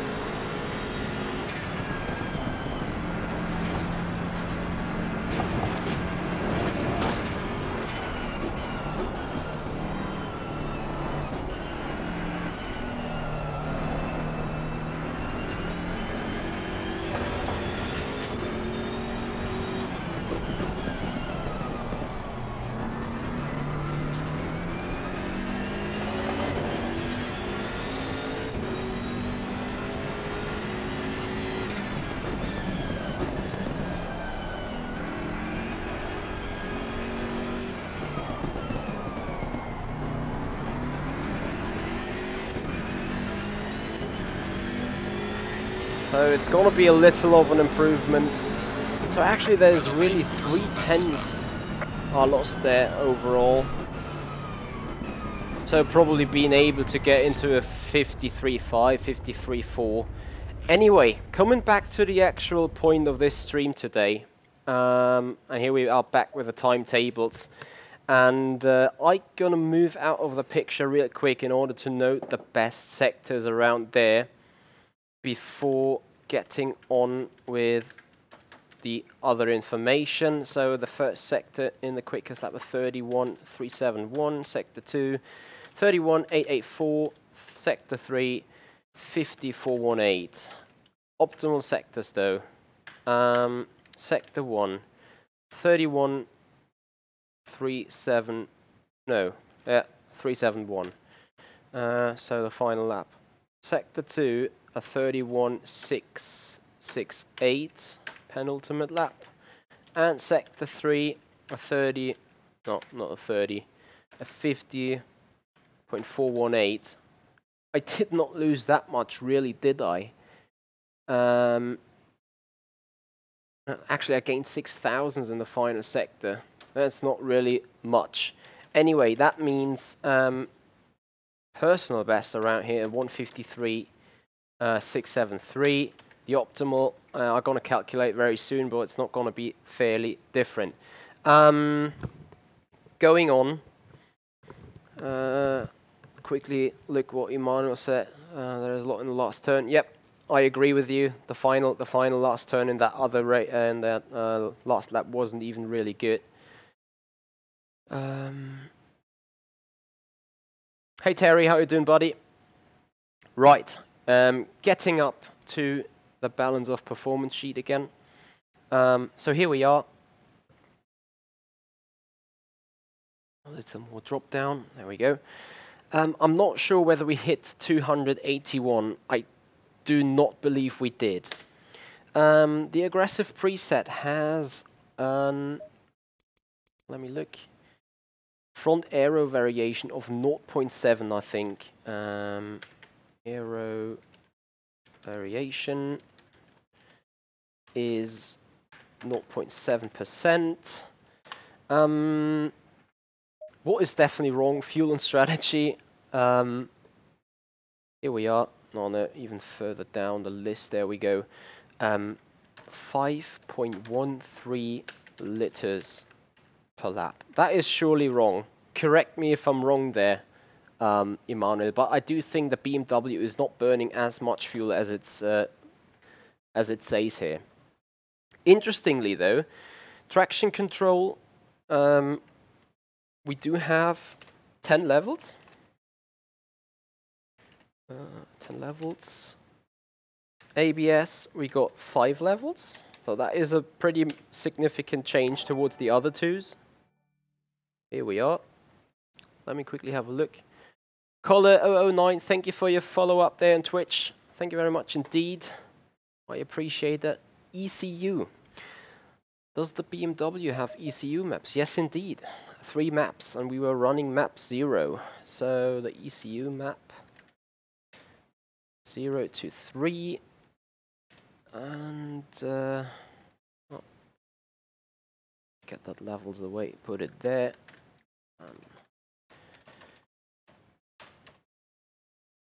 So get everything in the right format. So balance and acceleration. Definitely has good traction, that car. Yeah, Emmanuel, it says, I can show you right here, mechanical grip, fuel and strategy. It says 5.133 liters a lap. I do not know really what it's using on the dash or on the fuel calculator itself, but it says this in the files or in the actual room.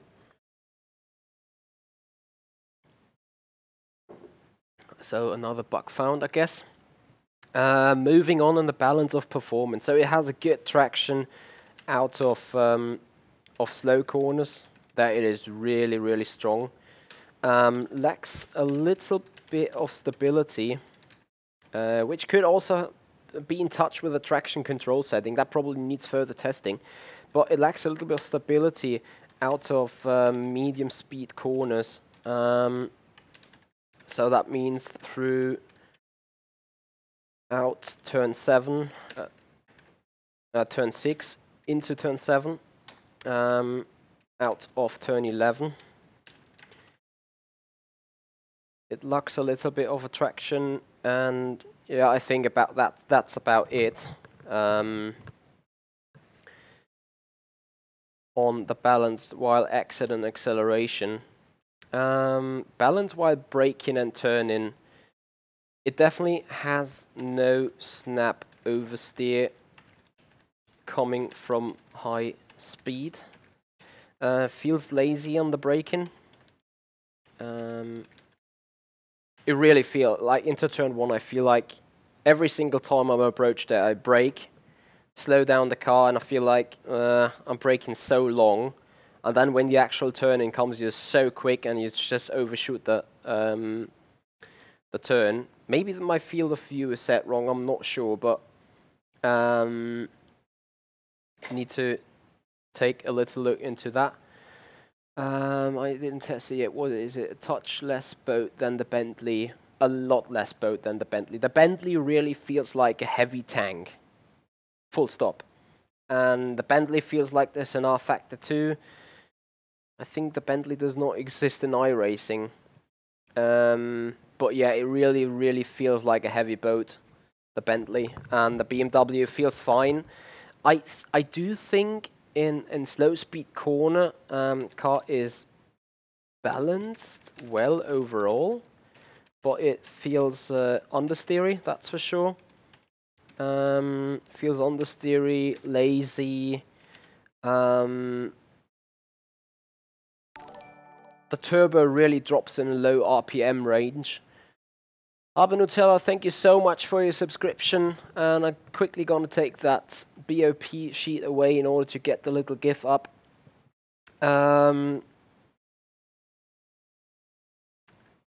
Hey Xavier, you say the Bentley is one of the most lightweight car in the GT3 field. Big in size but lightweight. Disagree. The Bentley here is set with... Where is it? There we are.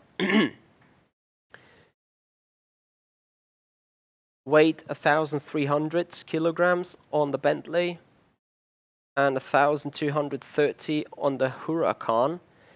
BMW 1,300 kilograms, but this car feels a lot less heavy than the Bentley. And I do not know what the problem is, because apparently the BMW has more brake horsepower, but it has less torque, it has less wheel spin. The car overall is... Okay, now wait for that slap in the face. Emmanuel, you are the guy, you do know what the car specification is. Feel free to correct that entire grid here. Basically that one. It's kind of hard to find information. Like I have, not me, but Steam King 2160 has done some research on the web page of the Blancpain series. So the Lamborghini Huracan and the Bentley Continental GT3 data, they are from the official Blancpain website. The BMW M6 GT3 though, I do not know where he did get that information from. If Steam King 2160 is still around, please have a little, please tell me where you did find that information, so we may be able to get the right values in. Beyond that, carrying on, the BMW has the best balance in high-speed corners, full stop. Turn 10 is a dream, surely. Nice balance through turn 10. Not too understeery, that's for sure. I mean, all those cars are very understeery in that turn 10, but out of those three, the BMW by far is the best turning car around turn 10, full stop. It has a nice balance, high speed. Cannot really say more about high speed turns, because turn 10 is the real only high speed turn if you don't want to count 3. I mean, turn 3 is just a little right kink where you set your car up for turn 4.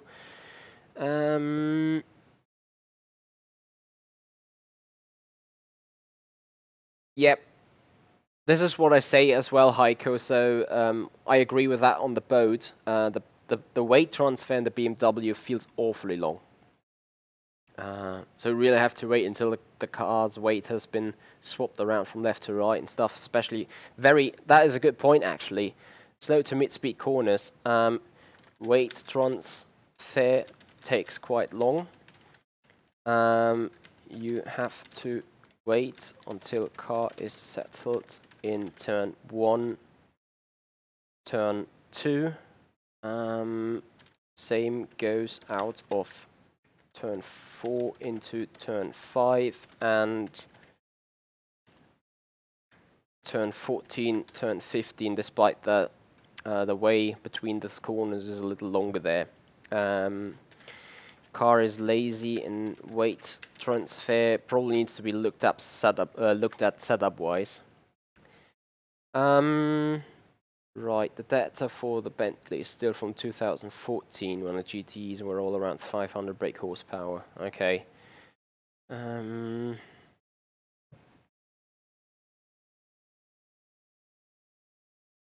Emmanuel, you need to tell those guys in the block pad then to speed up updating their shit. Balance low speed corners, understeer lazy because of slow weight transfer. It feels lazy on the braking. It definitely requires trail braking to be turned. I'm gonna add it in that cell here. When being off the pedals, the car tends to snap oversteer. I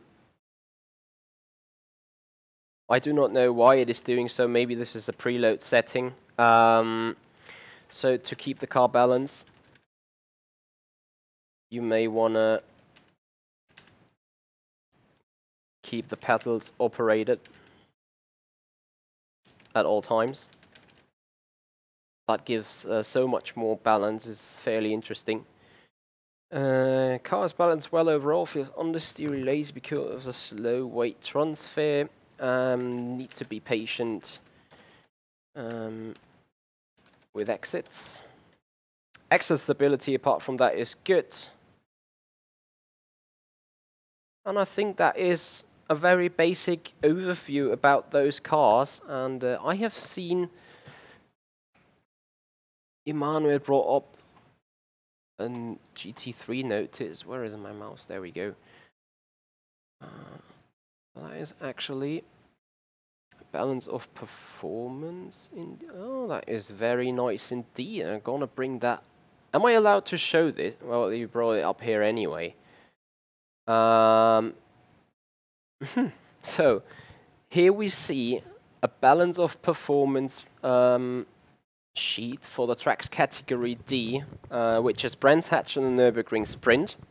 So these balance of performance measures are the result of the tests, research, analysis and projections performed by SRO Limited and are the sole property of SRO Limited. Are we allowed to show them then? Oh, if that video gets pulled, never mind. Consider yourself being exclusive content here. So that is from 2016.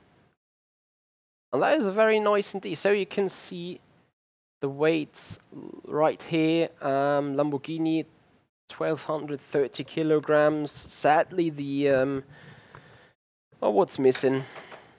My goodness me, where's my brain? The Bentley is missing. I have to admit, I need to go through those documents in all silent and have looks into it. Emmanuel, can you give us a little insight in how balance of performance is working? Do they send out drivers, reference drivers, in each and every car around the track, or do they actually take out the measurements of the ECUs of the GT3s? How is that balance of performance being done? I'm gonna save that PDF, and if you guys are looking for the balance of performance we did right here based on that stream, I'm gonna send that file with you if you're interested in it, as long as I'm allowed to share. So bringing up that back, I think that means we are more or less done on that point. Balance of performance. here with absolutely set. The BMW feels the greatest. The BMW for me is the fastest.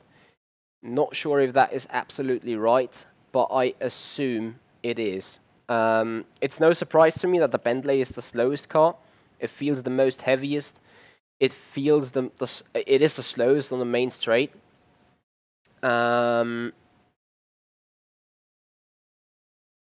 So I kind of guess that is a kind of valid result we brought up here. The only problem, or the only the only problem we might have is the time difference is a little bit out of the range. We have not tested it with optimized setups, and the only other problem we do have, it is still beta. We still do not know whether this is going to be the final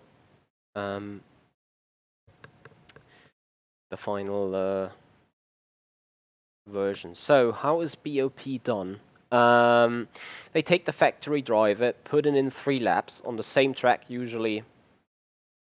Yeah, Paul Ricard.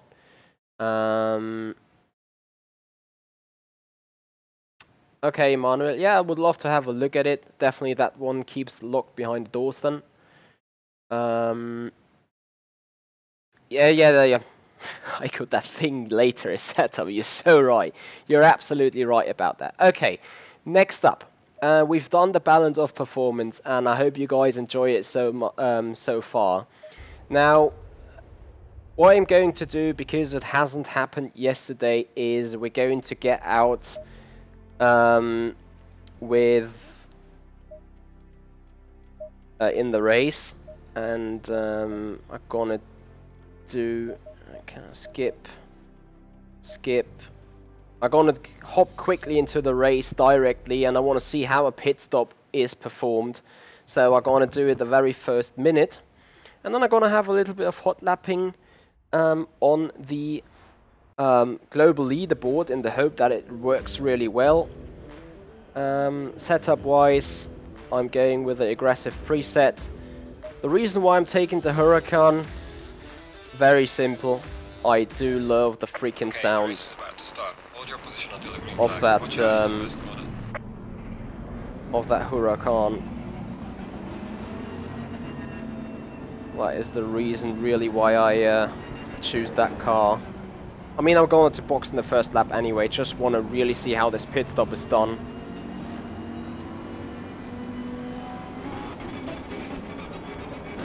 Oh, I could have full throttled it. I didn't know so.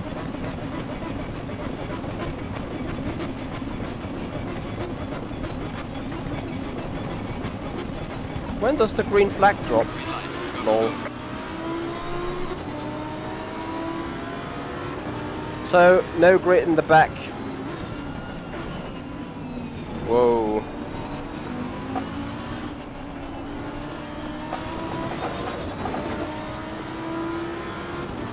Just gonna yeah, collision with the cars.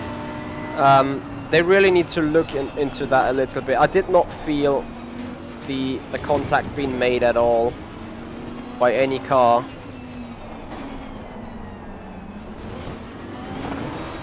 And right now I do not really care. Just want to get in the pit and perform a pit stop, and that's about it for that race before we head over into the global leaderboard challenge and see where we can put our name down. Thank you so much, Emmanuel. We'll have a look at it and keep it locked behind the doors.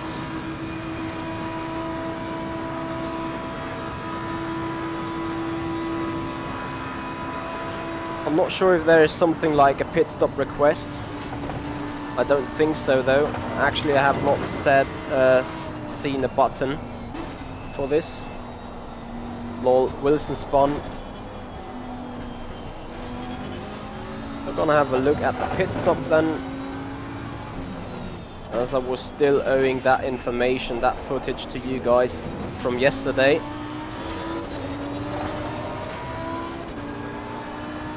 By the way, this balance of performance episode is going to be extended as soon as the next car comes out. We're going to take it out at Paul Ricard as well again, and update the balance of performance sheet.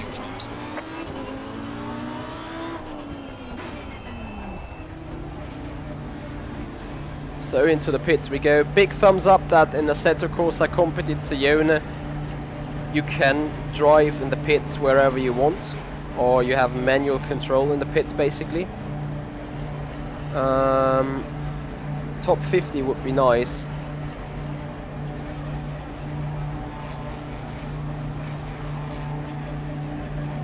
I would be interested how this works now. So the crew's ready with a fresh set of tires. We park in that little box. Okay, I hear something happening at least. Where is the...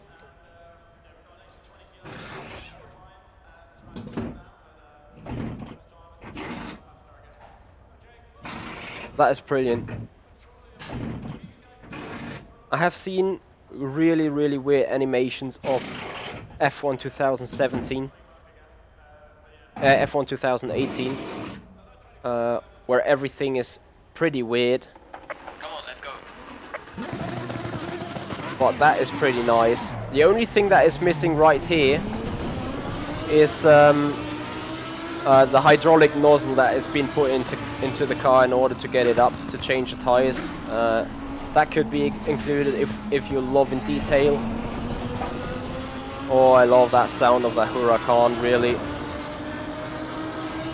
There's two cars at the Nürburgring I always recognize. Well, basically three: the Audi, the Lambos, and the Mercedes. Because that Mercedes is really unique. So that is how a pit stop works in that game. And I have to say, good job, guys. That is really looking good. Special events. So the hot lap event in the BMW, we're gonna put on the aggressive setup. Twiggy, if you're still around, I think yesterday I already looked at it and I was like, I'm not sure, but the tire pressures have already been pretty low. Anyway, here we are. Got up the aggressive setup here. On the aero balance, we'll definitely higher the rake a little bit, lower the front right tight, keep the rear wing the way it is. Fuel is going to be low anyway, and as usual I'm going to tighten the springs a little bit. A preload differential, since I not entirely know what it's doing, I keep it the way it is. Also keep the steering ratio the way. ECU map, I need to know that. ECU map, Emmanuel, the ECU map, is 0 the lowest or is 3 the lowest? So which of those maps gives me full power?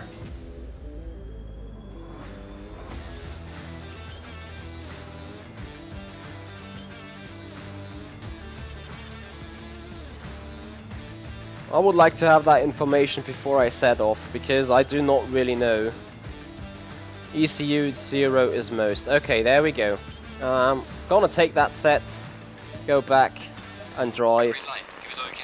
So let's see what we can do. We do know that we can set 53s. I'm gonna give this 10 to 15 minutes. And then I'm gonna finish off for today in Assetto Corsa Competizione. There might be more iRacing tonight, as we got any GT3 or the RSR around Sebring. So IMSA and VRS GT Sprint are around the Sebring International Raceway. So we're gonna have a look whether we do either of those.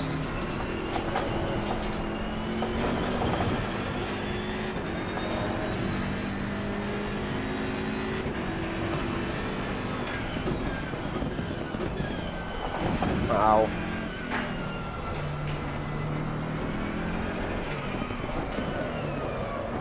Too aggressive.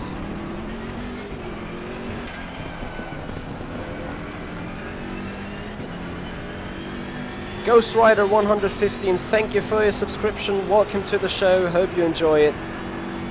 Thank you very much indeed. I appreciate that. TC set to 3. That feels better.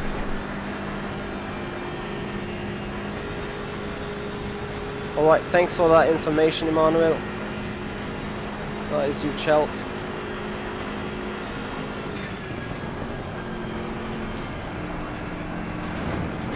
The Huracan is so nice through that turn 10. I really love it, and that is the problem of the high rake now.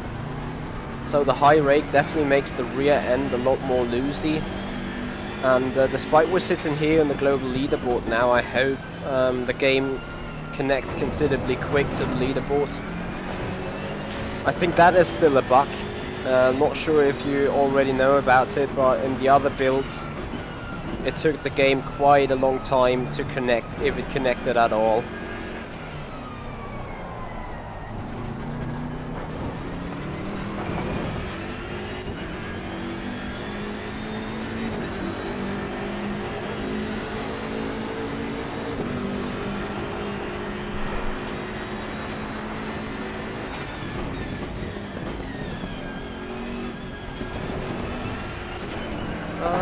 Don't spin too much of a slide.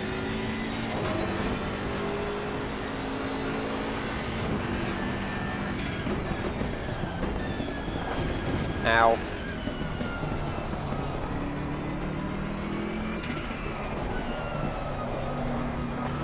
Emmanuel, do you even use first gear in those GT3s?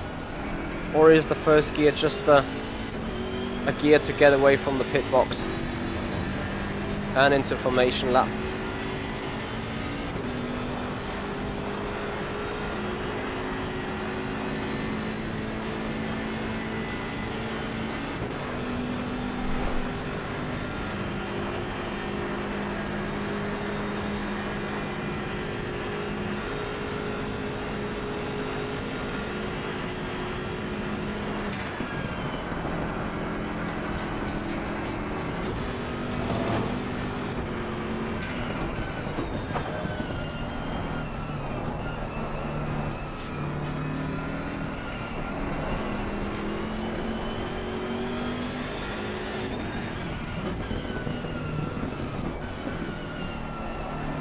Okay. I feel though the turbo kicks in pretty late there on the BMW. Might just be me or some subjective feel about it.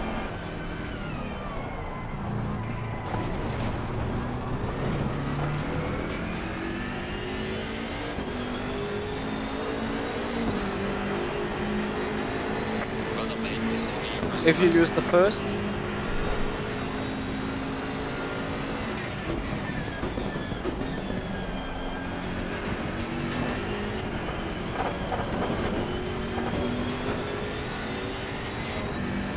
Thank you, Emmanuel.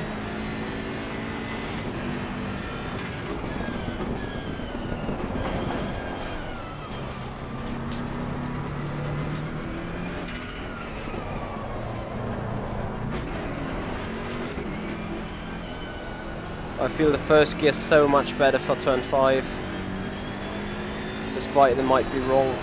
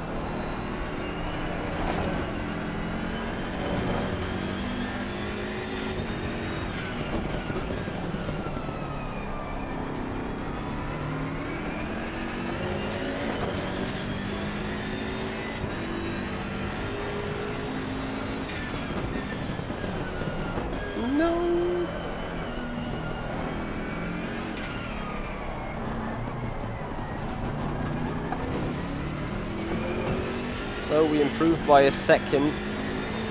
154.2. That's not bad.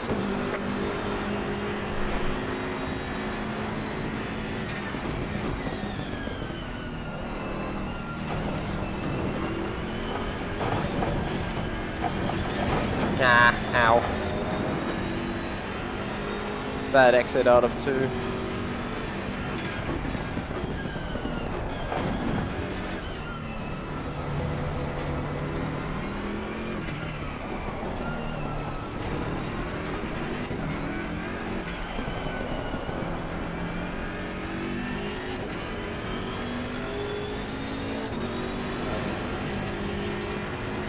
So we're 10th ahead. Still got a 10th to find in 11 and 12, especially in 11.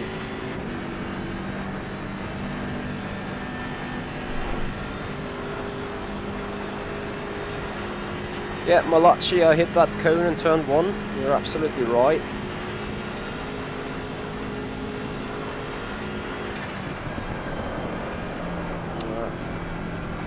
Bad turn 10. Missed that apex again in 11. Yeah, was too quick, not got far enough to the inside. Alright, I got some hope though to make it at least to the 53. Sadly, I have no idea how good I am pace wise. What is worth of a 54.2? I do not know whether you can see the leaderboard somewhere online. A little help on that is highly appreciated.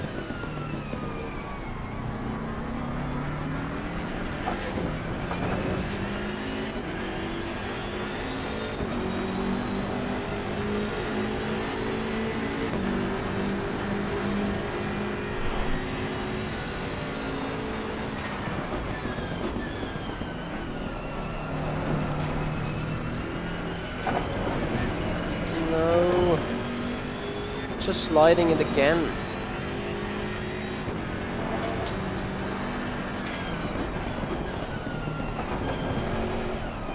Too much of the curb.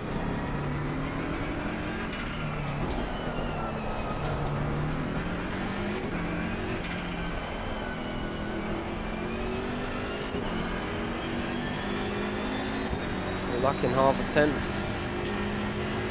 Well, alright, a full 10th then.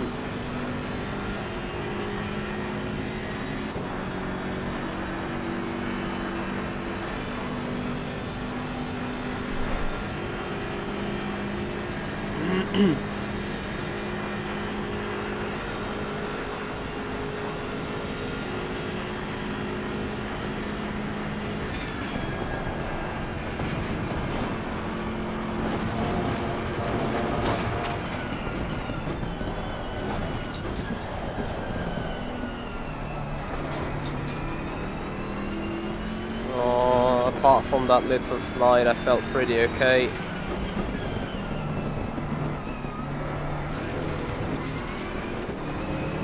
Too early on the brakes. Oh, invalidated my lap time.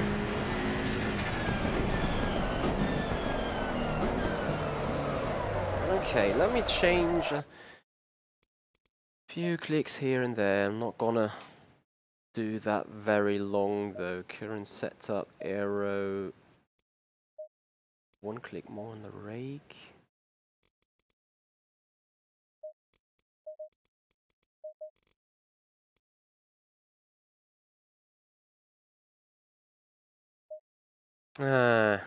Aero, that is bad news.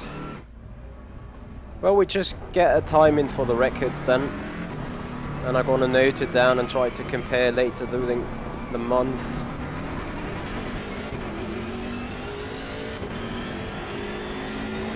So that means it's pretty pointless to run that here. I will do 1 or 2 tries and then see where we end up.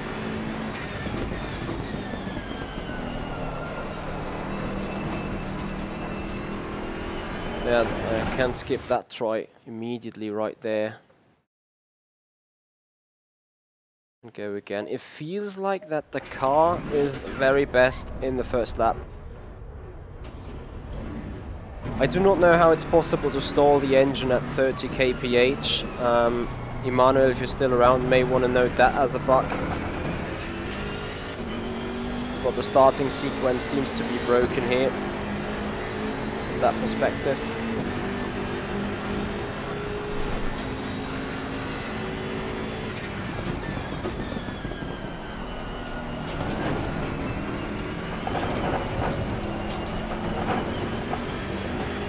Okay, that is a bit too quick. I'm gonna not do this any much longer, just 2 or 3 laps still, and there we go. So here, maybe, this time it worked.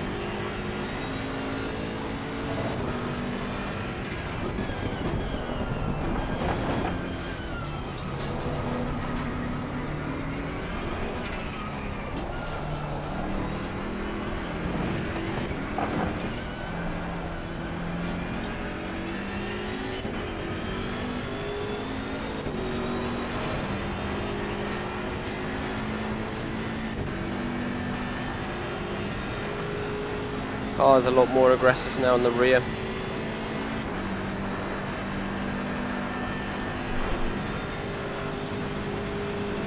Oh there, Michi, bring that lap home.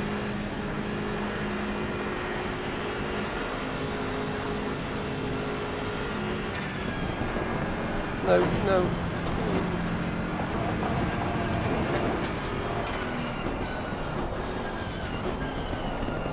And I throw it away. Oh, grrr.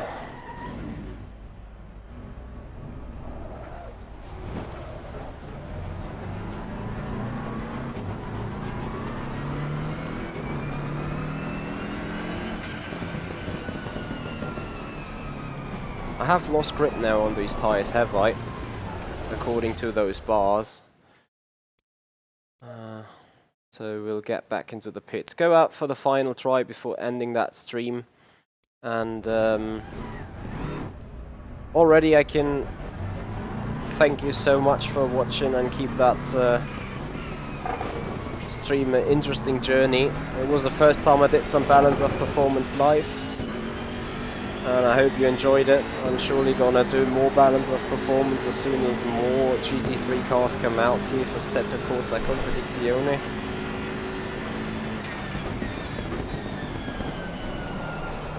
Too quick, and that sets the lap already into death. That is, once this car starts sliding, it doesn't stop in time, as once the grip is lost until it's being found back.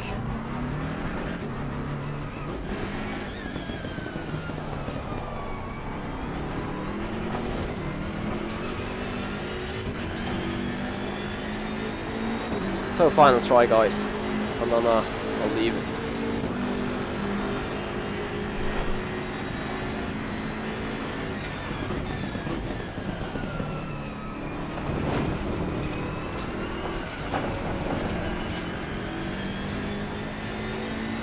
Good exit out of 2, but I lost too much time beforehand.